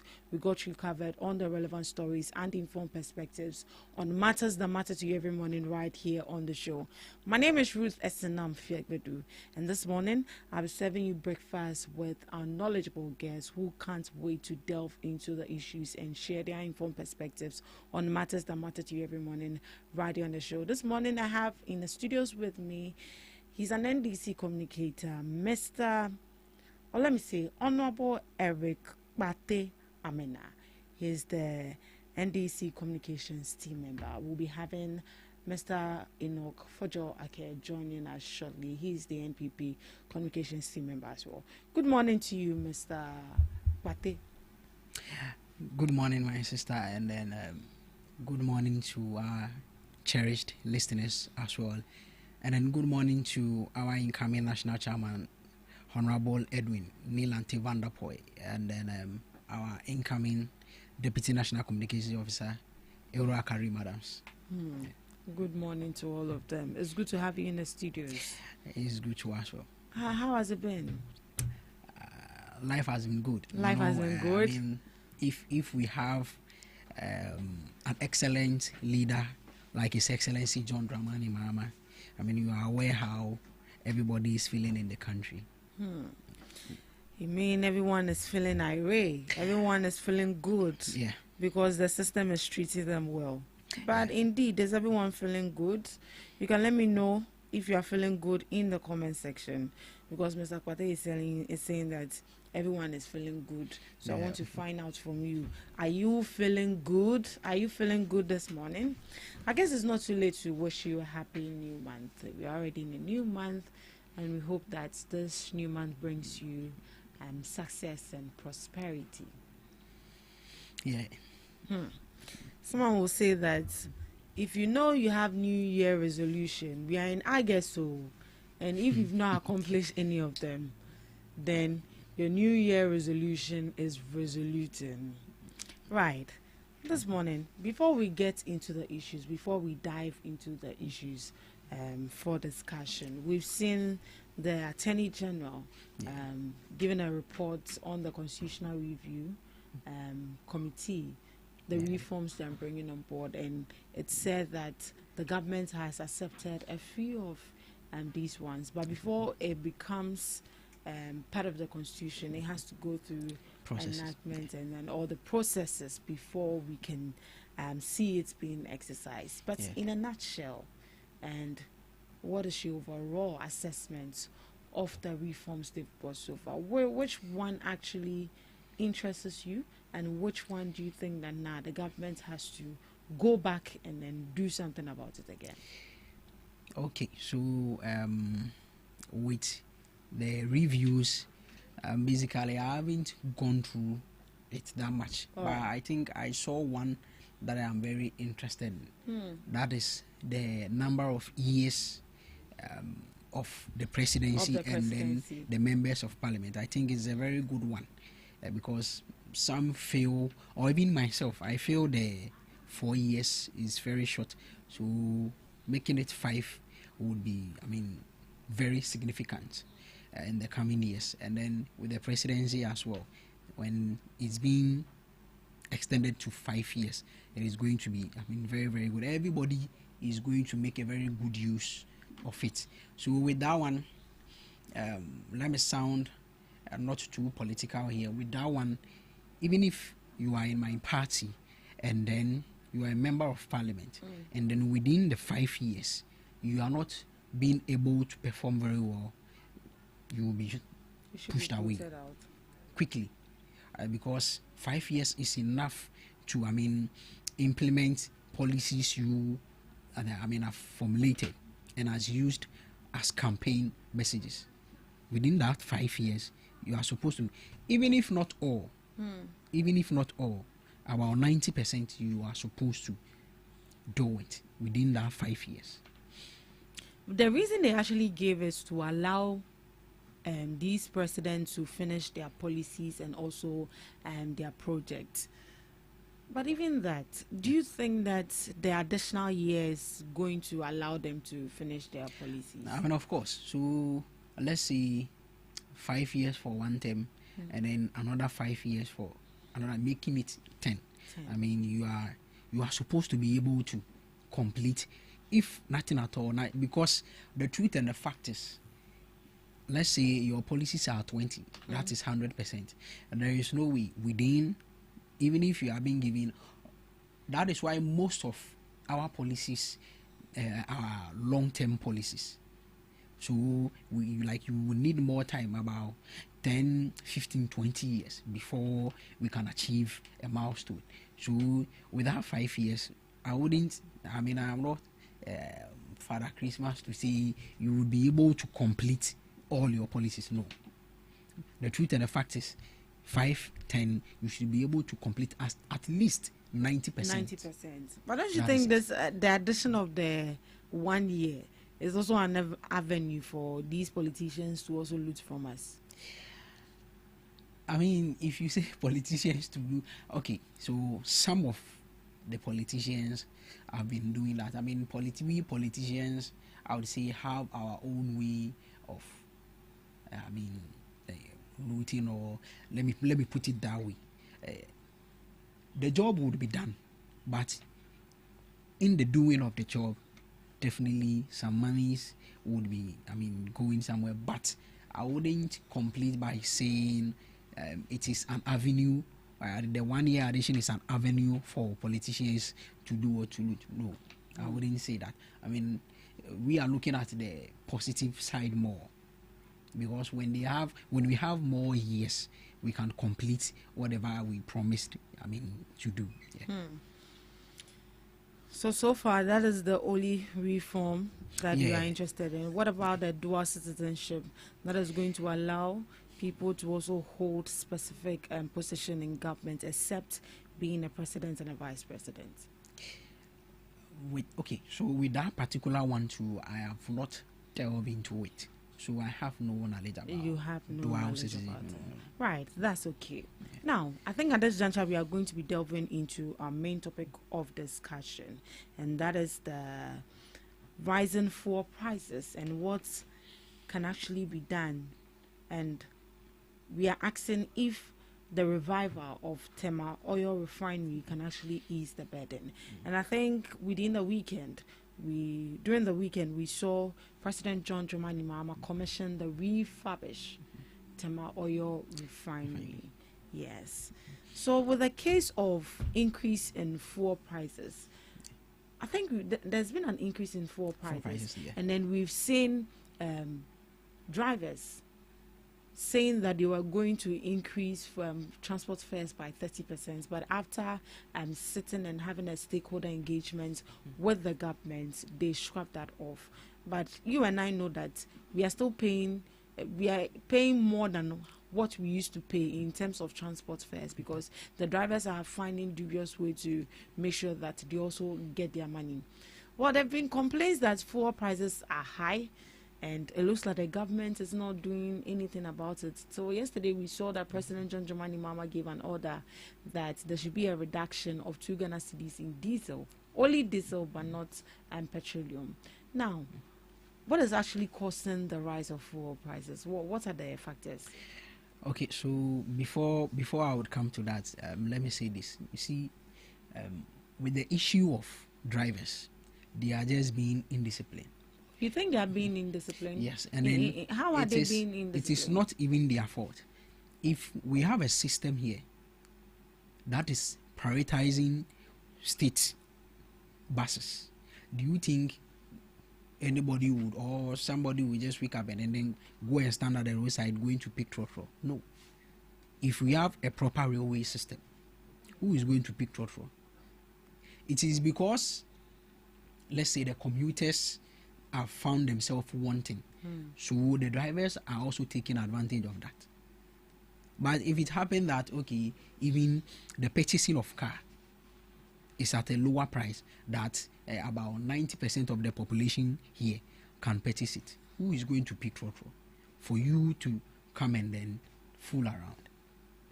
The drivers are being indisciplined, and then they need to be dealt with. I think around last month thereabout, the national security and then the MCs and then the DCs, let me say the MMDs, went out, the tax forces, they went around arresting such people. From Circle to Kaswa is about, I think, 10 cedis or so. But because the commuters have found themselves wanting, the drivers are taking advantage and then taking, I think, 20 cedis or so, which is very bad. And then with that one, people will still come and complain it is the government. What has the government got to do with that? What has the government got to do with? So it is the drivers who are causing all this. Now, with the causes of the hike in fuel prices, one, the depreciation of the cedi is one of the factors. But even with that, we NDC government have been able to manage the cedi very well. If not, and then the cedi was about $1 to 17 cedis. You yourself just imagine where the fuel prices would be by this time. And then one of the causes too I've realized is the closure of the Strait of Hormuz in Iran. You know, that side, there is no way you are shipping something that wouldn't pass through that side. And then now it has been closed because of the war between them and the US. So when you are asking about the causes of the hike in fuel prices, these are the causes: the exchange rate and then the closure of the Strait of Hormuz. But even with that, what is government actually doing to cushion consumers to make sure that they don't really feel the impact of all these factors that you have mentioned? So, I mean, yesterday you were aware. Yes, but is that even enough? That is one question people are asking. I mean, of course, the 2 cedis. That is a government who is thinking about his citizens. Quite remember in 2023 when fuel prices were rising, still e-levy was available, betting tax was available, emission levy, and then they kept on adding more taxes, embedding the Ghanaian youth and then the Ghanaian citizens. But His Excellency Don Dramani Mahama, a father who thinks about his children, put up this directive to reduce the burden on Ghanaians. So, I mean, it's far better in the past years. For the past 8 years, anytime fuel prices rise, they keep on embedding us with taxes, and then to the extent that inflation rose to 53%. And then we kept suffering. So if you ask me, this 2 cedi reduction, it is going to help a lot. People are asking, why is it that it is only on diesel? Yeah, only on diesel. But so diesel is about 18 cedis. Yeah, so yesterday it was 19 cedis. So let's say 2 cedis is going to be like, let's say 16 or 17 cedis. That is quite okay when you look at the exchange rate. And then we are purchasing crude oil. Per barrel is $80 now. So when you do the calculation, it's about 936 cedis per barrel. And then we don't purchase only 1 barrel. You know, we purchase more than 100,000 barrels. So when you do all those calculations, you would see it is quite okay with the 2 cedis reduction. Petrol itself is around 14 cedis. So let's say the 2 cedis is also applying to for that is going to be about 12 cedis. It's quite okay, but for now it is only on diesel, and that is the best. If you ask me, that is the best. You think that is actually the best? Yeah. Are we actually going to feel the impact of those 2 cities that the president has ordered? I mean, it should be reduced. Yeah. The impact that is going to be felt with the 2 cedis reduction is very huge. Let's say most of the trotro cars are diesel cars. So with this 2 cedis reduction, it means they are also going to reduce the transport fares, even if by 50 pesos or 1 cedi, it is a reduction. So that means that with the order that the president has given, we should be expecting a reduction in transport fares. I mean, of course. Oh, are you sure? Because if you they are are even wanting to increase it. Because from La Paz to Ablekuma, it's 10 cedis. Wherever you are light, it's 10 cedis. Now that is what they are doing. From La Paz to Ablekuma, it's 10 cedis. So that is why I was saying it is just that the drivers are being indisciplined. And then we ourselves as a country, we don't even practice price control, not only with the vehicles, but even with food items. we don't practice. Why don't we practice it? I think it is something that is in the line. It has been discussed before. So, and then with Ghana, we like, competition in terms of economics. We like competition. Okay, so you are selling this book for 10 cedis. Someone is also selling it for 8 cedis.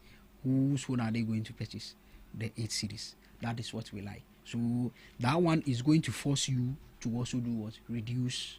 Because when you come and then sit down and then you don't sell this, you sit down the whole day, you don't sell anything. But the person who is selling it for 8 cedis is selling. What will you do? You will be forced to do what? Reduce your price. That is what we believe in. But I think going forward, we need to start practicing price control so that everybody would have fair prices. Yeah. You mentioned with the indiscipline of drivers that even if fuel prices are even reduced, these drivers have refused to reduce their transport fares. Why do you think that is the case? That is why I am saying if we are a serious country, we need to start prioritizing railways and then state buses. There are Alolo buses over there. What are they using it for? And we also saw the government release about 30 vehicles, Metro Mass, I think 30-seater vehicles, but it's like... Do you even see them? Yeah. And then most of them are even being used for long journey. Yeah. But these are Alolo buses. If we have Alolo from Circle to Kaswa, about 10 of them, I think one carries more than 30 people. So about 10 of them. Do you think people will be running to go and then pick up Trotro? No. So we are not prioritizing those states transports and then the railway system. That is why the drivers are full. And I quite remember in 2024 when even the Akufo-Addo government reduced fuel and then instructed them to reduce their prices. They didn't. Most of them didn't. So when it comes to transportation, it is the drivers. They are very indisciplined. And then when you start arresting them, they will start doing politics with it. That is our problem. If you start arresting them, then they start doing politics. I mean, we have seen videos of them. Right. But that is a burden to the consumers as well. So what is the government doing about it? Yes, so with this particular, current government, that is why we have, revamped the Tema oil refinery. When you produce your own crude oil, it helps you have a fair price of fuel because you are not going to purchase from elsewhere. We purchasing the fuel price of the fuel or the crude oil from Europe and then America. That is what is embedding us with those hiking fuel prices. Yeah, so you mentioned of the top, but before we get into that, let's still speak on the fuel prices. We've seen that when fuel prices were actually increased, the likes of VIP and Co actually increased their prices, but the government was imposed it on the local drivers, which is a GPRTU, not to increase their prices. Is that not the government being unfair to these drivers? So you mean the VIP drivers increased their prices? Yes. And then whereas the Trotro, or let me say the local drivers, government didn't allow them to increase their fares. So I quite remember that one. I saw something like that, but I think later on they reduced their prices because from Accra to Techiman then was about 150 cedis, and then they increased it to it was about 170 cedis. 170. And then they increased it to 200 cedis. But when I was going there in April or so, it came back to 170 cedis. So I think So I think they reduced it. My problem is, why is it that whenever we see a fuel price increase and the drivers are agitated that they want to increase their fares, that is when we actually see the government coming in. Why is it that immediately they increase the fuel prices, the government it's not being proactive about the issue to explain things to the drivers that this is actually as a result of so and so. That is why we are seeing a hike in fuel price, so that the drivers will know. But I feel like the government actually leaves the drivers in the dark until the drivers get angry and agitated before we see the government coming in. Oh, let's have a stakeholder engagement. We beg you, don't increase them. Why is that always the case? Why is that the government is not proactive, but is rather reactive? So I don't know if you know about TUC. Trade Union Congress. Yeah. GPRTU is part of Trade Union Congress. Union. Yes. So there is no way they are not aware of the reasons why we have been having fuel prices increasing. They are aware. It's always about indiscipline. And then let me inform you about this. The GPRTU you are seeing over there, they are even playing politics more than the politicians ourselves. Oh, really? Yes. I think sometimes they wait when they are going for elections. They can decide, okay, like how this time around we have politicized district assembly elections. That is what they have done over there. So they can, okay, so this guy is an MPP guy, MPP is in power, or NDC is in power, so let us vote for the MPP guy rather. Then they will be playing politics with it. That is what is happening at GPRTU. So there is no way they are not aware anytime when there is an increase in fuel prices, the reasons, they know. They are very much aware. Didn't you hear what the Abosiukan spare parts dealers were saying? They were even thanking His Excellency John Dramani Mahama. Because if not for our intervention, do you know where we would have been? So they are much aware. There is nothing like they are much aware of the reasons why we have been having fuel prices increasing. It is just indiscipline. They know, okay, when I increase the price, nobody is coming to arrest me. That is why I said, the moment you start arresting them, they will start playing politics with it. They will say, oh, now election draw, that is what they have been saying all the time. So what shows they are not aware? They are aware, but they know when I increase the price, the commuters, they don't have, anything done to do what apply to it. So maybe I have closed around 5. I'm leaving at Kaswa. I am to go for a meeting around 7:30. The only car available wants to take 20 cedis, and then you have 20 cedis. What will you do? You want to get home early. So what will you do? You board it. That is why. But if we were to be having a proper system where the Ayalolo buses and then the Metro Mass buses are working, currently they brought in new electric buses, if they are to be working. Well, we've seen them on the road. Yeah. I think over the week I passed Kanishi and I saw some of these vehicles actually parked there. And looking at where they are parked, they are actually going on a long journey. Whereas, even just this morning, when you go to School Junction just here, it's not easy there. People are stranded looking for vehicles. And the Transport Ministry actually told us that these vehicles are actually coming in to ease the burden and also the pressure on commuters. But it looks like nothing, we haven't seen any improvement at all. So with that one, I would have problem with the administrators of those buses.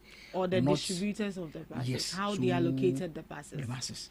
So with that one, I wouldn't have a problem with the ministry. For the ministry's responsibility is to procure the buses the agencies need.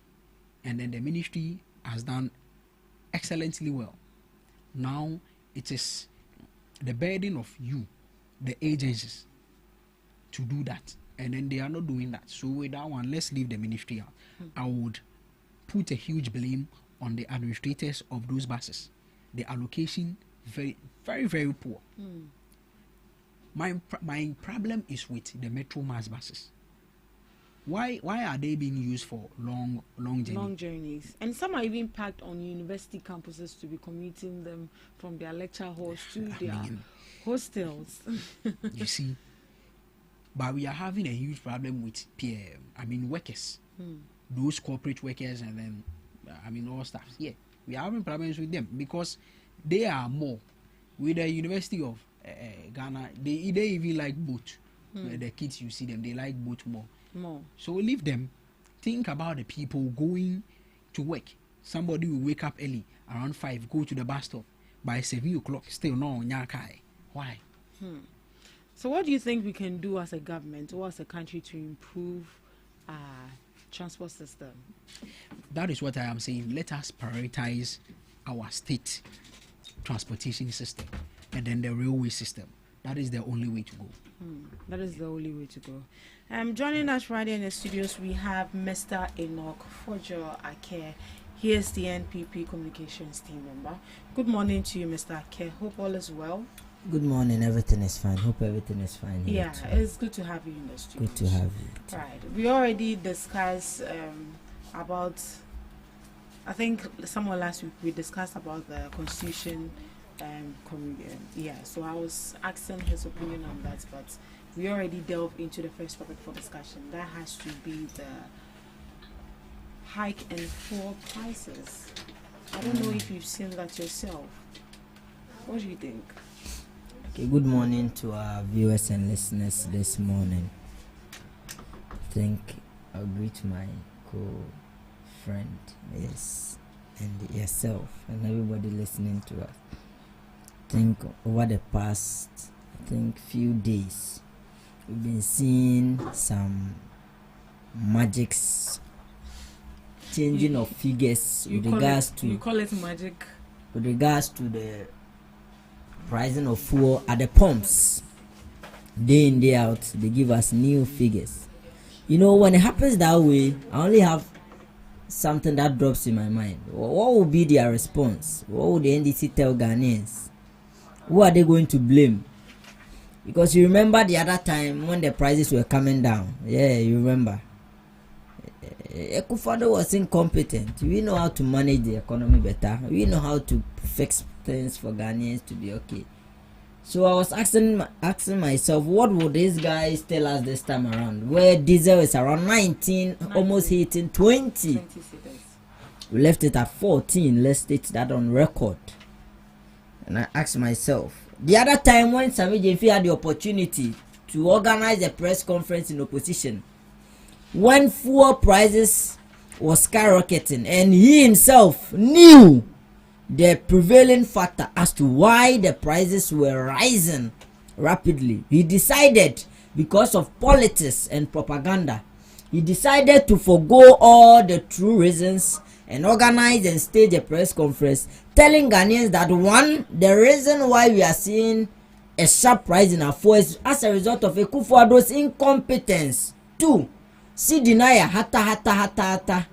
3, they are not able to manage the economy well. He told Ghanaians point blank that they should debunk anything NPP tells them that the pricing of fuel has to do with the global price that has increased, but it is as a result of NPP's incompetence. Today you are in power. We find the NPA CEO taking excitement in sitting on radio and television defending Madam Sedinam Tamaklo instead of him getting busy at his office finding solutions to whatever problem you are seeing. He has taken that resolute in sitting behind TVs telling us that we should go and read judgment where prices are skyrocketing day in day out. They are going high. I think today I've seen that he's going to one of the stations. I'm hoping that today that will be the issue addressed. You will not go and sit there and tell us that we should go and read judgment about Madam Sedinam Tamaklo. So clearly, I will not sit here and also try to come together with them and agree that we should agree that there is a fuel crude oil price barrel skyrocketing somewhere. No. I will depart from that and sit here and tell the Ghanaian people that if tomorrow diesel goes to 20, blame the incompetence of the NDC government in power. So that is what the opposition is telling the citizens? Opposition is not telling any citizens. The citizens know. That is what the citizens know. Because yesterday, when crude prices came down, and then fuel, we saw that fuel prices were coming down. They told you that what? Abba and Papa Abba, you remember? You remember?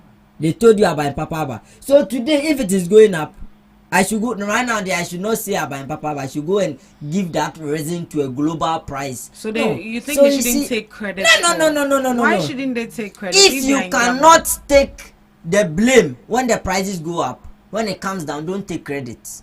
It is as simple as that. They should be truthful to the Ghanaians. They are not. This is the. So what do you think is the truth then?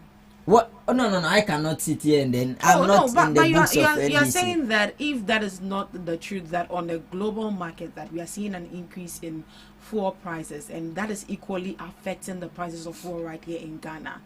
If that you say is not the truth, then what is the truth then? The truth is that whatever the government of the day, you see, when it comes to fuel prices, the determinants are a lot. One of the main determinants is the global crude price. 2 has to do with your exchange rate.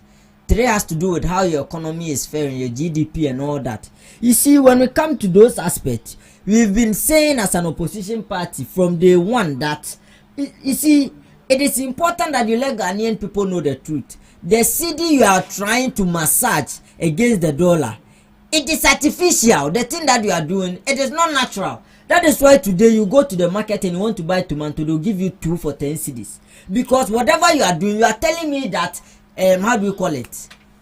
Inflation is coming down, but it is not directly reflecting in the lives of the Ghanaian people. And again, let's take that on fact. Nobody is sitting here telling you that when inflation comes down, prices of goods and services to come down. Inflation means that whatever that you are doing in the economy, we should see stability.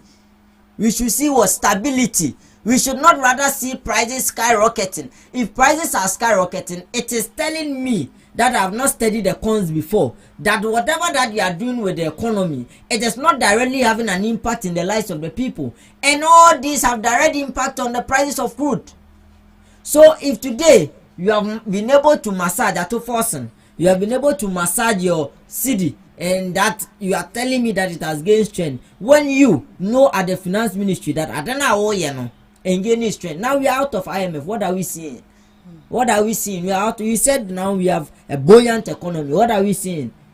The alternate no 3.1, 2.9 inflation. So what I'm saying is that it is important that this government prioritizes the needs of the people and be truthful to us when it comes to some of these things. The artificial things are a lot, and that is where we see the impact in fuel. Now, you mentioned prioritizing the needs of the people and also being truthful to Ghanaian. Let's move to the prioritizing the needs of the people. And here, the needs of the people is saying what they are saying is that they should reduce fuel prices, which is the driver, because if there's an increase in fuel prices, automatically transport fares are going to go up, and if there's an increase in transport fares, automatically prices of goods and services will equally go up. Now, yesterday we saw that President John Dramani Mahama has given an order that there should be a reduction of 2 Ghana cedis. Is that not at least prioritizing the needs of the people? Thank you very much. Thank you very much. So you see, yesterday I think I read a note from the Ministry of, I think is their spokesperson, Ministry of Energy, telling GPRTU that they should bear with them. They are not in normal times. And I ask myself, which time are we in? We are not in normal time. Then COVID in the hands of NDC, what do they have told us? It is serious, because if by this time you are telling Ghanaians and GPRTU that you beg them they should not reduce prices because we are not in normal times, I find it serious, because you and I can bear it. Which time are we in that you are telling us we are not in normal time? Then imagine COVID in the hands of these people. What do they have told Ghanaians? So you see, when fuel prices go up, you cannot shut the mouth of GPRTU, because they are also a union where they need to preserve and ensure that the employees under their union are also okay. People under their union are okay, which are the drivers. So you cannot fault them when prices are going up and they want to increase their prices. And again, as you earlier said, when they increase the prices at the trotro, it will directly have an impact on you and I, because the yam seller who is at Agbogboloshi, Konkoma market, who picks his yam from northern region, when they increase prices, it will directly have an impact.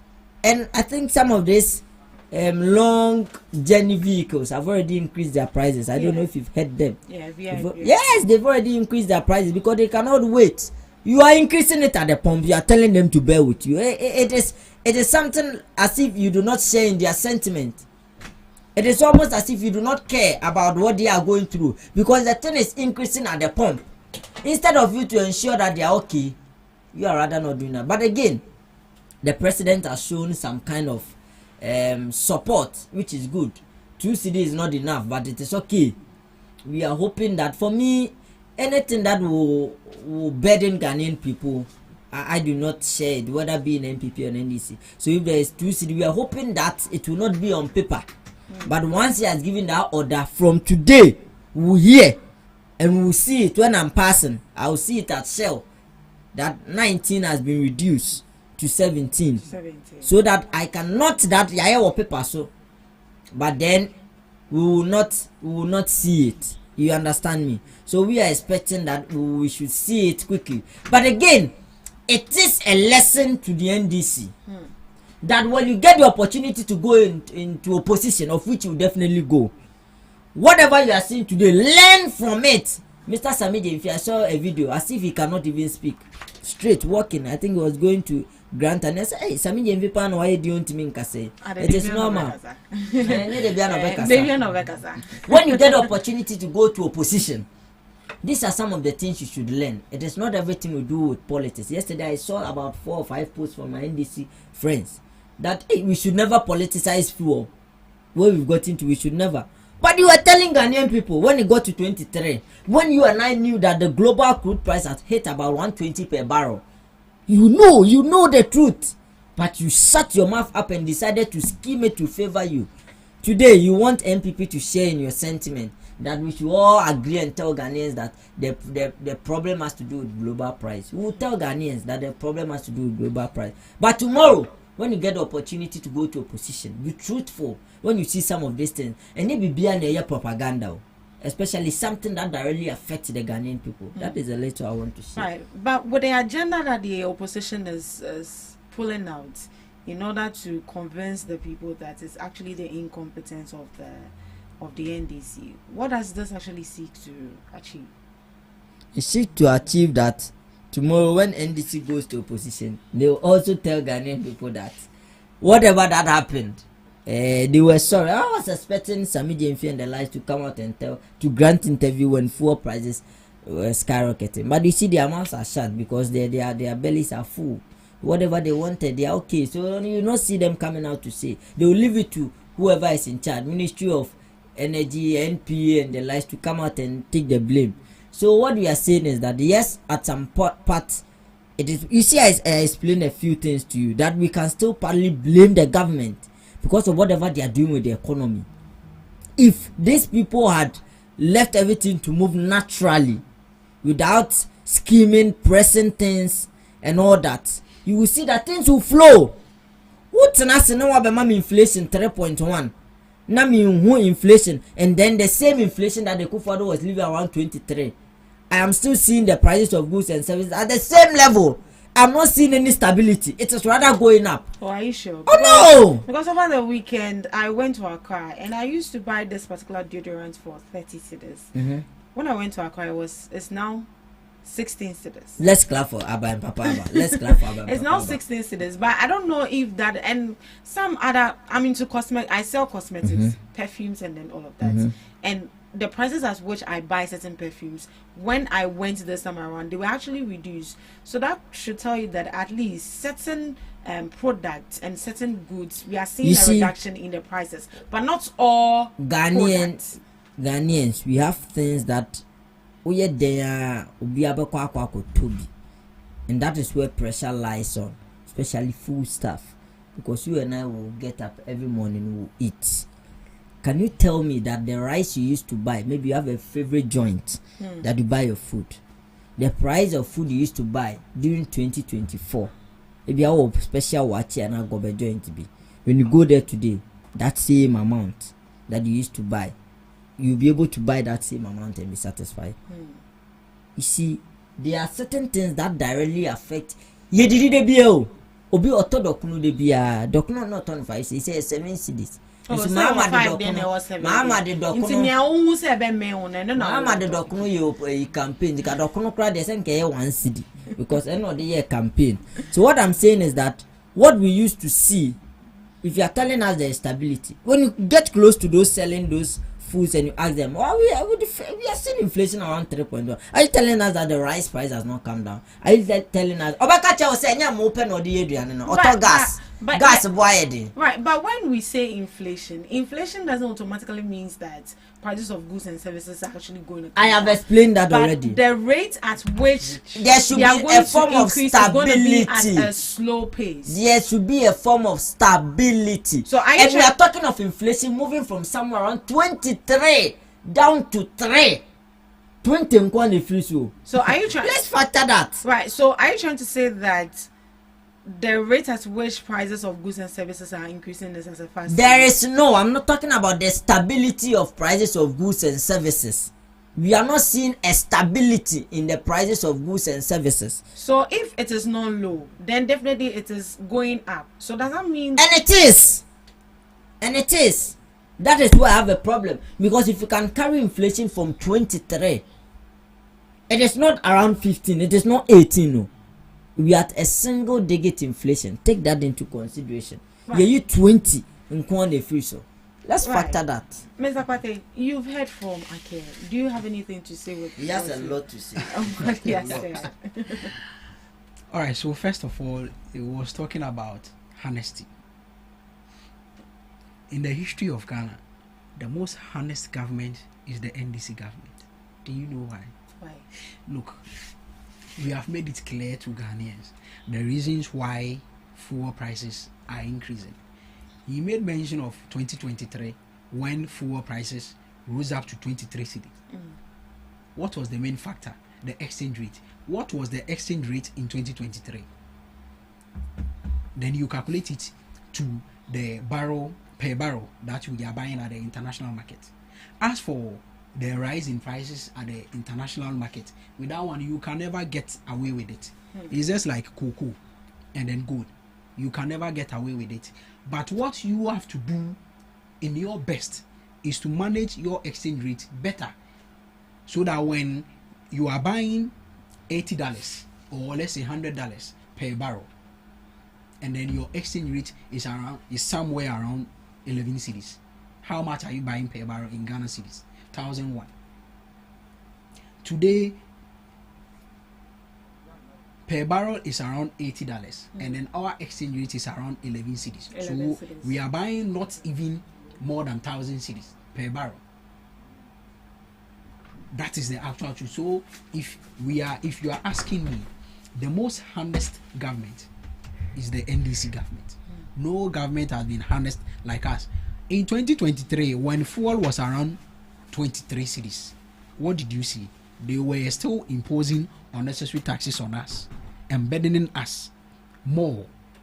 And then today he sits here and he says, what? We are not. Sami Jenfi is the CEO of Gold Board. Is Gold Board about fuel? What do you want Sami Jenfi to go and then say? But don't you think that during when you are in opposition, when NPP was in opposition, Sami Jenfi actually spoke about everything? Yes, so Sami Jenfi is my boss, our national communication director. Okay, so since his communication, when you are in opposition, Sami Jenfi is not an MP. Okay. That you would say, okay, so he is in parliament, maybe he is part of, let's say, energy committee that he is supposed to be speaking on. Sami Jenfi is our national communication director. He can. Richard Ahiagba was speaking about law, about Sedinam Tamaklu. Yeah. Is Richard Ahiagba a lawyer? No. So why is he speaking about Sedinam Tamaklu? So why I am very surprised. He is expecting, Sami Jenfi to still go around Basintali. Basintali is the boss of CEO of YEA. Yeah. He is creating jobs. The jobs that you didn't create for Ghanaians. He's creating more jobs. Wow. And then you sit here and then you want them to go and speak about fuel. For what? My boss, Edudi Tamaklu, is the CEO of NPA. But when he went to TV3, he wasn't invited to come and speak about on fuel prices. And he's a lawyer as well. So what do you expect? And then he has been he has been the best. So he's just trying to say, because Sedina Tamaklo is also Tamaklo, so they are not brothers and sisters, please. Oh, who said that? And then also, Edudi Tamaklo has been the best NPA boss I have ever seen. A lawyer, proactive, the best I have ever seen. When during your time, when fuel prices were, did you ever hear a NPA boss or even the president, the former president, Nana Akufo-Addo say, okay, they should reduce fuel to, or let's say they should reduce fuel by 2 cedis or 3? Did you hear anything like that? No. But their finance minister wore white and then came to parliament, quote numerous verses, and then we're still embedding us with more taxes. And then you sit here and then see what you are talking about: prices of goods and services going up when transport fares. Inflation doesn't mean when inflation is let's say 1%, it means all prices should reduce. No, but the rate at which it goes up or down, that is what inflation is about. So if inflation is around 3%, and you made a very good example that you went to purchase cosmetics, and at first it was what 30 cedis. Now it is what 16 cedis. The cosmetics, easy this thing fire. No, it is goods. So if at least what you are talking about, I mean, has reduced, we are seeing the impact of the inflation we are talking about. So you think we are seeing the impact, but a lot of Ghanaians are still complaining. So you see something like tomatoes. Now the scarcity of tomatoes. Yes. So with that one is for the food and then agricultural side. So for that one is bound to happen. That one is, I mean, but that is what people also consume on a daily basis. Don't you think it's all about production? The government can actually do something to cushion the consumers as well. Yeah, it's all about production. Even we, most Ghanaians, when they tell you to go and then farm, you like white collar job, you wouldn't do it. That is why most of our, farmers or sellers do go to Burkina Faso. And then you saw what happened the last time when they went there to take tomatoes. So with tomato and then onion and then those stuffs, it's all about production. If we are to be farming ourselves or producing that ourselves, we wouldn't have any problem with that. We wouldn't have any problem with that. Okay, would you say anything before we proceed to the refurbishment of TOR, and if indeed it can actually revive crude oil and also our energy sector? I think that my brother has said a lot. Can you get closer to the mic? He has said a lot with regards to global price and then exchange rates. Let's state it that around 2022, when we were seeing that fuel price at the pumps, a barrel was around 130. Today, I think a barrel is 80 or 83. If 83 is giving us 19, then I fear what 130 will give us. I think I'll end there. You end there. Right. So, within the weekend or over the weekend, we saw President John Dramani Mahama commission a refurbished TOR crude distillation unit, and he has commended management and also the employees and then the board of directors over there.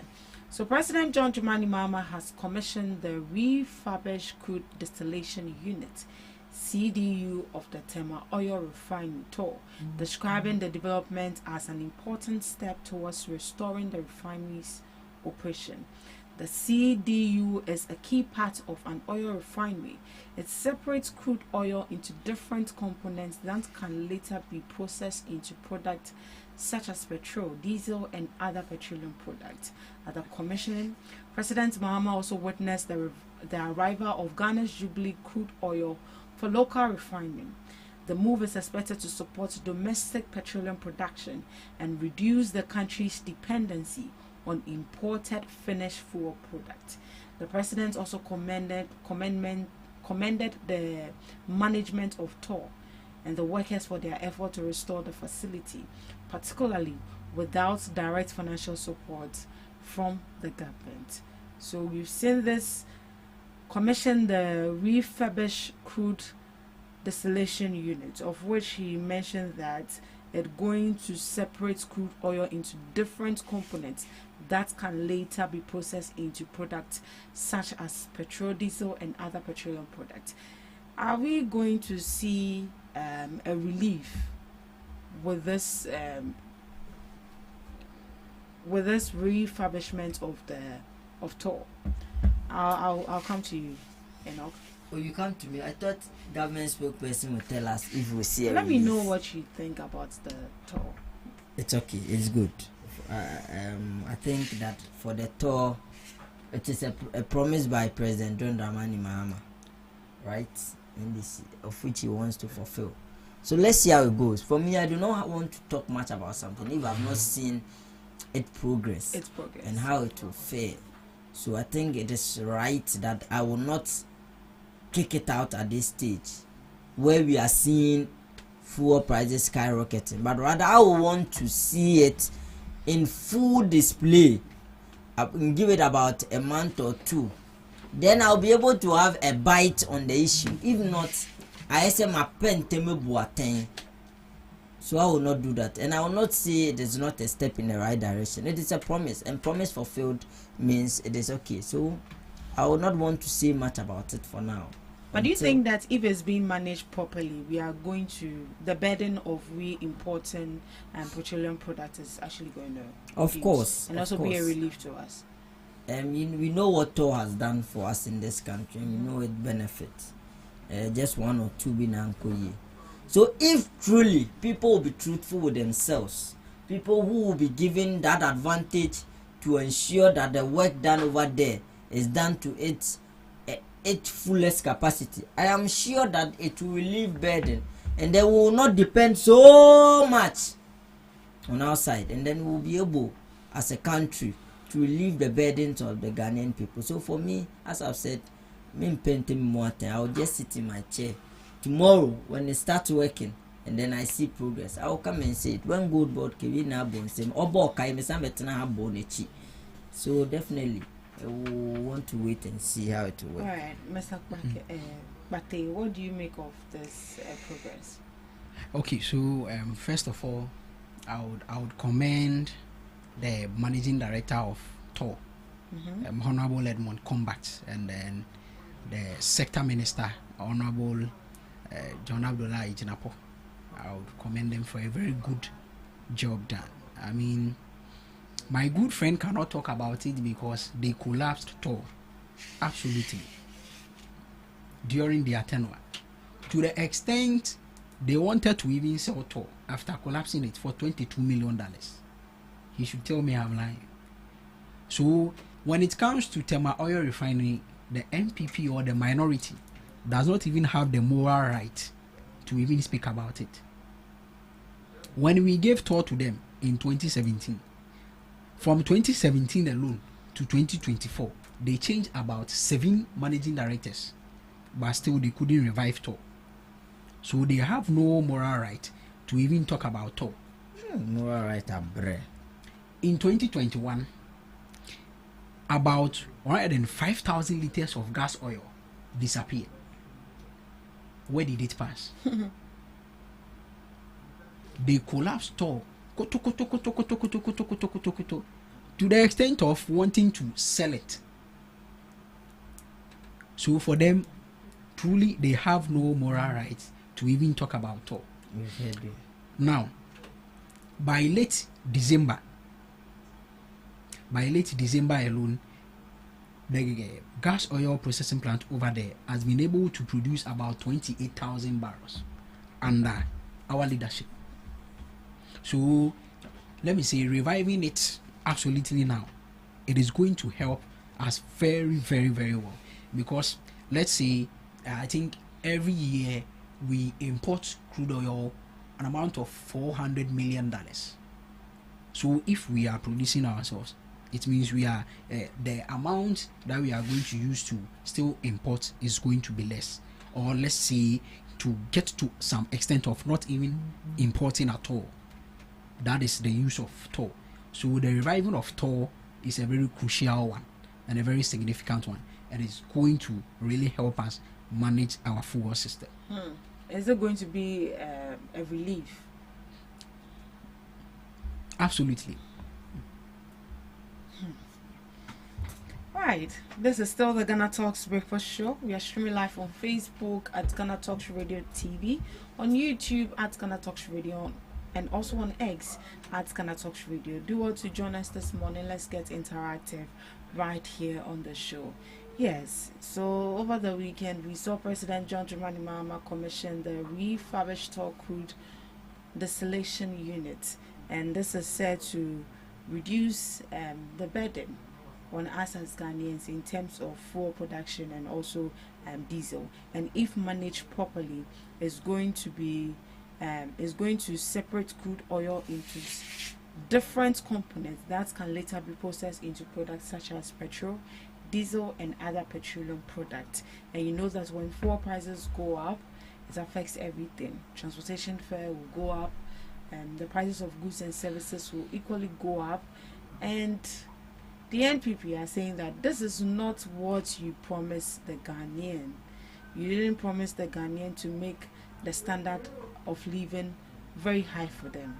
So that is what they also say. What do you also think? You can share your thoughts with us in the comment section. And yes, some say they didn't come to make the standard of living too high for people.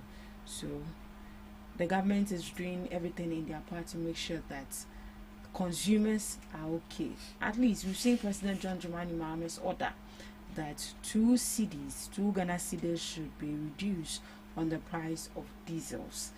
The petrol drivers are also crying. That's President, if you have done it for the diesel people, please come and do it for the petroleum people as well. We are hoping that we are going to see it reflect at the pump. Right. With that said, we are delving into our second topic for discussion, and this one is very, very interesting. And this is actually a new development on the case of Miracles Abuaje after he was being picked up at the airport some weeks ago after he returned from a trip. And with that, we saw the NPP go and protest in front of Yoko. We also heard from Miracles that, Yoko didn't actually inform me of anything. Well, let's get into it and let's see. The High Court has ordered the freezing of 5 bank accounts and 4 properties belonging to former IMCCOD Executive Secretary Dennis Miracles Abuaje as part of an ongoing investigation by the Economic and Organized Crime Office. The court's order means that the affected bank accounts cannot be used, while the properties cannot be sold, transferred, mortgaged, or otherwise disposed of until further orders from the court. The action is intended to preserve the assets while Yoko investigates alleged financial and procurement-related irregularities involving about 55 million Ghana cedis during his time at IMCCOD. Yoko is examining transactions and procurement processes to determine whether any wrongdoing actually occurred. It is important to note that the freezing of assets is not a conviction. It is not a conviction. So this time we are hoping to see that the NPP will not come out and then, be too loud about it. Allow these institutions to do their job. Such preservation orders are used to prevent suspected assets from being moved or disposed of while investigation continues. So Miracles Abuaje has denied the allegations and maintains that he has committed no wrong. Okay. So my bank account 5. And we've seen from, is it Echo? Yes, we've seen from Echo. This morning I read from Echo. I think on his Facebook page, and he says that Miracles there and 5 bank account they required in 3 pay. So the rest of the 2 is a lot. We are hoping to hear from Miracle himself. As you speak. Yes. Let me hear from you. This one they say Ufiase. Okay. I think that sometimes it is sad when you see some of these publications. First of all, I always want to maintain that standard that nobody, nor myself, will sit in this chair and will second anybody who has looted state funds. No. That will be far from that. That will be something I will never want to do. But again, it is important that we uphold dignity and integrity when executing some of these stuffs. My sister, we were in this country and we were told that by Iyoko that Miracle was arrested and questioned for how much? I'm saying the amount involved is what? 55 million. Miracle came out, granted interviews, and told us that he was not questioned on any 55 million. Do you agree? Did you hear that? Yeah, I heard that. And that he was questioned on what? A 5 million procurement issue. The Deputy Attorney General came out and seconded what Iyoko said, that forget Miracle, it is 55 million that still stands. You heard that too by the Deputy Attorney General. Today, we are being told that his bank account has been freezed and all that. His property is also being seized. And then I want to read from 3 News. The freezing order against Dennis Miracle Abaji is tied to a web of allegations spanning a fictitious 5.87 million procurement, an authorized 19 million public investment, and 4.3 million. Please add those figures for me and then let's see if it will amount to 55 million. Now, if you add all this amount, we are getting 29.17 million. An organization that is churning out to us that they have the interest of the people of heart, and then people have looted state money, cannot for a second be truthful to us with regards to the amount involved when it comes to a scandal you are investigating somebody for. Can I sit in this chair and agree with them or side with them? If today they told us yesterday, they told us that they arrested Miracle because of 55 million, and then you've gone for an order to freeze his account and his properties, and then when we add all the amount involved with regards to going to high court and getting an order, it is around 29 million. What is the difference? What are you hiding? What are you telling me? Then I can sit in this chair and then agree with Dennis Miracle Abuaji that yes, he was never questioned for any 55 million. I don't know if you are getting what I am saying. Yeah. A state institution that is supposed to be truthful with us, you told us in a whole write-up that there was no signature attached to it, that you have arrested Miracle Abuaji because of a $55 million issue. Today, you have gone to high court for an order to freeze his account and properties, and when we add all the amount, it is amounting to 29 million. This is an issue where the Deputy Attorney General came to back what Iyoko was saying, that forget Miracle, and truly he was arrested for a 55 million. What if there are more revelations to be? You went to a high court for an order to freeze his account. Are you telling us that the 55 million you wrote in your write-up telling Ghanaians you could not go and justify that 55 million in order to get that order to freeze his account? Again, I've been seeing some, I don't know the word to use, but some unwarranted dirty propaganda flying on Facebook and everywhere that, hey, one person, 5 bank accounts. My sister, how many bank accounts do you have? When you were in university, how many bank accounts did you open? Tell me today. I have opened Access Bank, I have GT Bank, I have Fidelity Bank. In fact, bank account I mean they brought 10 because as a student university they be always shiobi. I am from this bank. Let us open an account for you. I am from this bank. So what is more dangerous about people coming out? And I can tell you on authority, I do not have that right to share the amount in that bank account, and it's not even up to 5. If I had that opportunity, I would tell you the amount in those bank accounts when we add all the amount. And do 100,000 Ghana cedis. I'm telling you on authority. It is sad that people with dignity and integrity want to sit on Facebook telling me that Miracle, who is a chartered marketer, cannot build houses in his whole time. What a sad nation do we have? That one was a Miracle ain't mean sifie. And aside politics, he does not have a life that he has been living. I sometimes want to sit and agree. But yes, I am not surprised. A party that tells us that we cannot call Sedinam Tamakulu a thief, but before we can come out with our judgment, we should go and read the judgment before we can come and speak. That same government, that same party that is defending an alleged thief who decided to tell a microfinance to cash out an amount and meet her with that amount at Batuna filling station in a Ghana must go. That same defendant of Sedinam Tamakulu is telling us that for Sedinam Tamakulu, she's not a thief, but Miracle Abuaje is a thief. No problem. It's an alleged. Go to Facebook and see how they are flaunting words, all sort of words against Miracle. But again, let me tell you one thing. This cannot gag Miracle Abuaje. And that is why on Thursday, MPP, we are embarking on a demonstration because our democracy is under attack. You speak today, you are picked up. You do this today, you are picked up. And these people have not been able to prove to us. All of the arrests that they've been organizing, they've been picking people up. You sit and you listen to them, and then you are sad.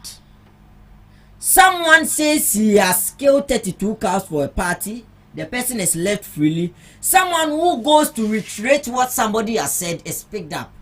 Right. For us as a party on Thursday. Right. Let me end. On Thursday, you will see us on the street of Accra. We are going to stage a demonstration against the ruling party to show them that you cannot silence us. You cannot silence Dennis Miracle Abuaje. He will vie for the national communication position and he will win. I want to end on that note. Right, but okay, is it wrong for these security agencies to actually investigate people who have held office and ask certain questions if something, certain figures are actually not tallying up?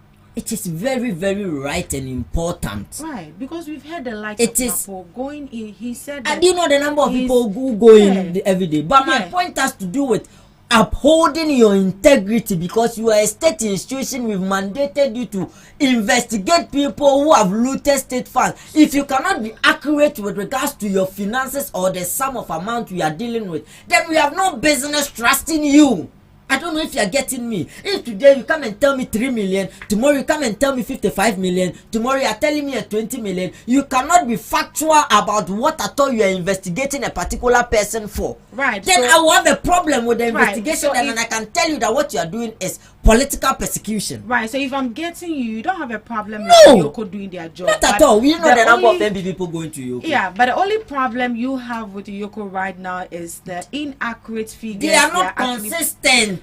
Publishing. But in the earlier statement they brought out, they mentioned 55 million, and this current one too, they mentioned 55 the court million. order. I'm telling you, this is it. Read it yourself.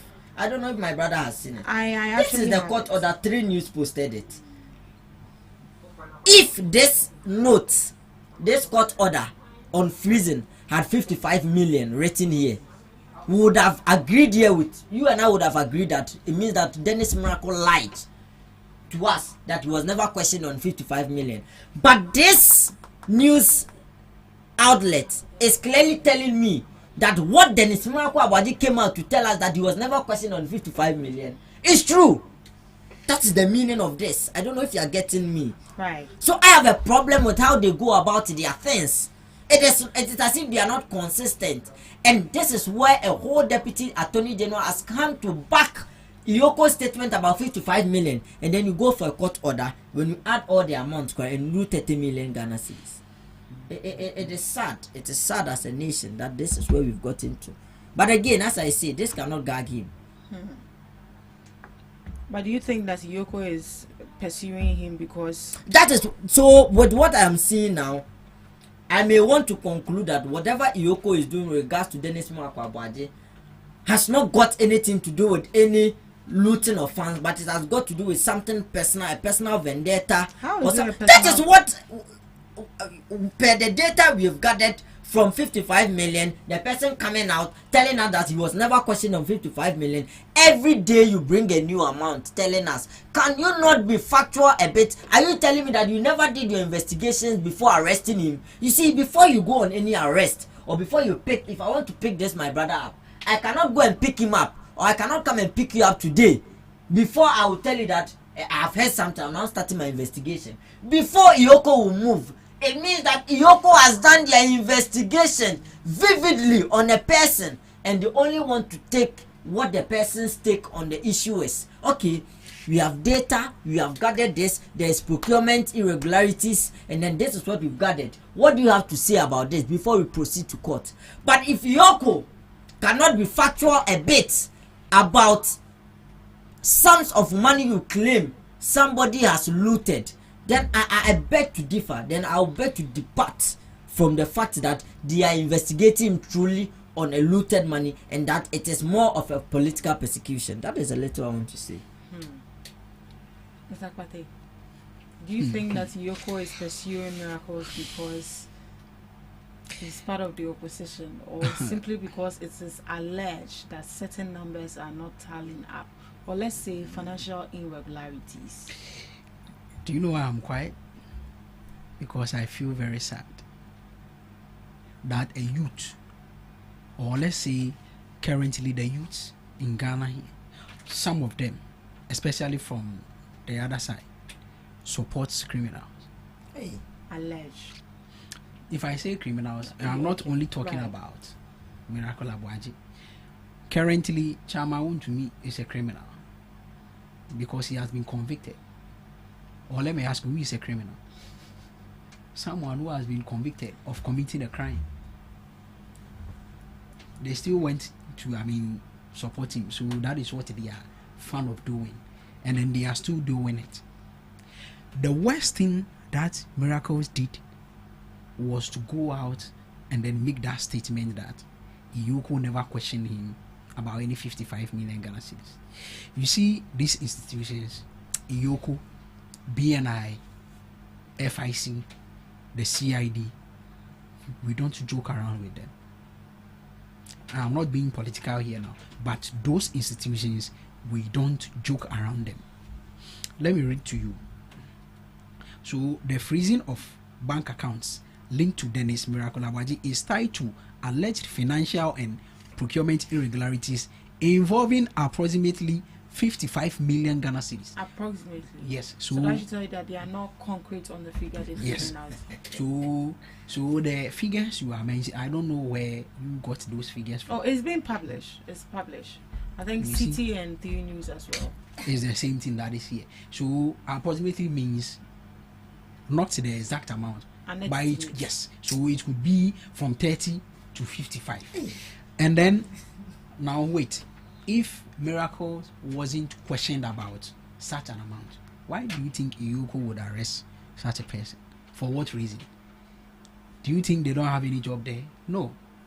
And then I am glad you know that before Iyoko would arrest someone or remand someone, even Iyoko is not even obligated to remand. But before Iyoko would arrest someone, that investigations has been done intensively.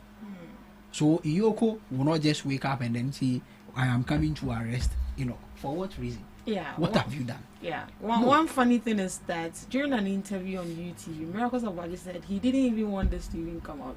Yes. But it looks like the party, you see, they're funny. Brought it up and politicized it. Yes. So the funniest part is this Miracle went around ranting that oral is a failure, and then it's just a campaign. Now all has gotten to you, and then you are complaining. You see, the executive secretary currently at IMCC, I was working there, currently has done a very good job. I was not even aware that something like this was even going on. And then you see, for these people, whenever they take over power, most of their institutions do not even conduct auditing. They did same with Temayo Refinery. Yes, they never with their 8 years, they never conducted any auditing. So they were just looting over there. And that's what they are good at. And then today, this guy has been picked up. His accounts has been frozen, and then you are still supporting this. Stop that. When you do that, simply you are supporting criminals. That is what I can see. When you do that, because there is no way an institution like BNI or Yoko would arrest someone for not doing any wrong. No. The miracles you are talking about, I don't know if you know Yao Buafo. He is one of your communicators. This is what he said about miracle. The miracle you are talking about. You see, so all the DC contracts you were entrusted to oversee. The person you are mentioning, is he an NPP communicator? Yeah, Yao Adomako Befi. All right. Yes. So you are here supporting. You can read. So read it fast. All the DCE contracts you were entrusted to oversee, you squandered the money. They were even hunting to arrest you. Yes, you hijacked the money meant for communicators. This is a lie. This is a lie. This is a palpable lie. So which news outlet? Wait, so I am not the one. Which news outlet? On which platform did he show us? Which news outlet? Whatever. Which news outlet? You see, so I'm not the Sometimes one. Let's not do this. I am not the one. I am not the one saying it. And then with this one, especially with this particular statement, this is not the first time I'm even hearing it. Not from Yao Adomaku Befi, but from another guy I will not mention. Mention. This is not the first time. I don't know whether he was an MC or DC. He was even sacked because he wasn't performing well. Let's look at that. Yes. If he was performing well, why was he sacked? He didn't even chop that position for 1 year. I think 3 months, and then they sacked him. Yes, because he's incompetent. Went to IMCC and then started looting. And then, funny enough, it is not only the 55 million Ghana cedis that he is being questioned for. I think there is one to around 105,000 Ghana cedis or so. Yeah, after auditing. So you sit here and then you support such a person who went around and then told us oral is just a campaign message, that oral is a failure. Today oral has arrested that person, and then you are here. You see, the attorney general and then the deputy has been the most competent attorney general we have ever seen. Not in the past. Godfrey Dami, who did a very shoddy work and then got said enough convicted. Yes, enough. Yeah. So I'm trying to look for something here, which I think in the press release or the press statement that was released by Yoko, one gentleman with Miracle Sabuaji was equally picked up as well. And I read that there was a petition that was leveled against. I think that was the accountant also. Yeah, Gerald. Gerald. Where he's equally also paying for. He has started refunding some of the money. To be honest, with that one, I have no idea. You have no idea. But if that. But there was a petition against Miracles. But if it is Yoko that release such statement saying the guy has started pay, Yoko cannot come out and then lie to you. So there was a petition requested to further probe into a forensic audit of the Secretariat's operation covering August 1st, 2022 to February 2nd, 2025. So that should tell you that Yoko just didn't move. Yes. Someone actually triggered it, which is a petition. Yes. Which means the person was aware of such financial irregularities. Something fishy was actually going on. Right. Okay. You mentioned that Miracles Abuaje said, not he said, we've all heard from him that he doesn't have any knowledge about any 55. He was never questioned. He was never questioned about that. That equally means that he's not aware of it. I'm coming. Right. If that is the case, why didn't he take any legal actions against Yoko? So you see, that is why I kept saying that was the worst thing he has done in his life. He wasn't supposed to go that way. It's It is a bad move. So you think he could have kept quiet? Yes. And So for his name to be defamed? Which defame?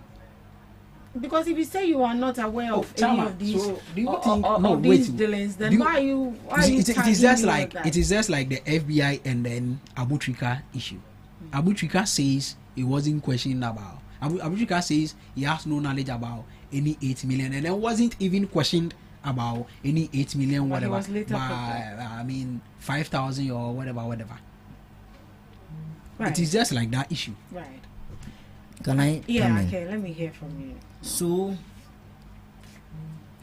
you pick someone up, you issue a statement telling us that you picked him up because you are questioning him about a 55 million Financial irregularity. Yes.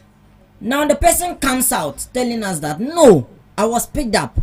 But the reason for me being picked up was that I was questioning about the 5 million procurement issue. It has got nothing to do with 55 million. Do you think that someone of his repute who has gone to Yoko knows what it takes in there will come out if truly he was questioning about 55 million, will want to jeopardize everything about himself he has built his whole life and then come and tell us that no, he was never questioned. It is whatever he's telling us is a lie. Again, before that, my brother sitting here saying we support criminals and all that. Fair enough.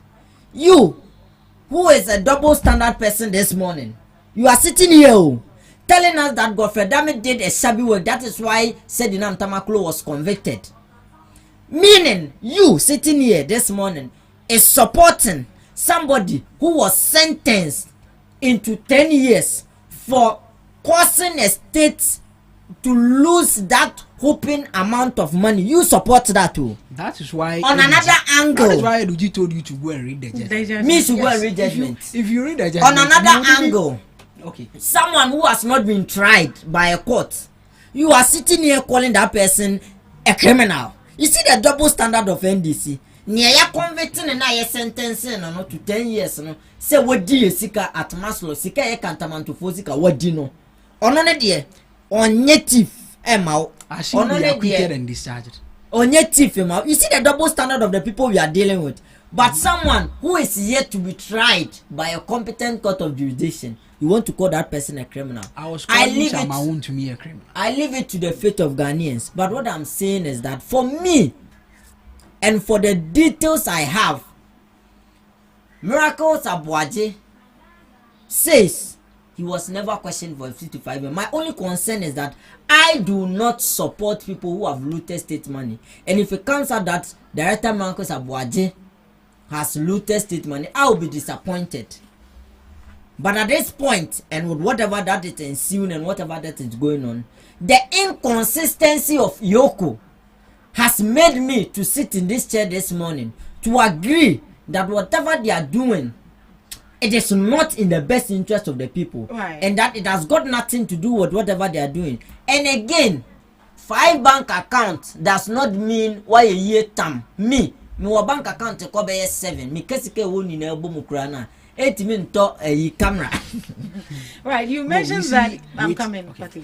You mentioned that you'll be disappointed if you find out that Miracles Abuaje is being involved in all these scandals. So why don't you wait for the court to take its course before?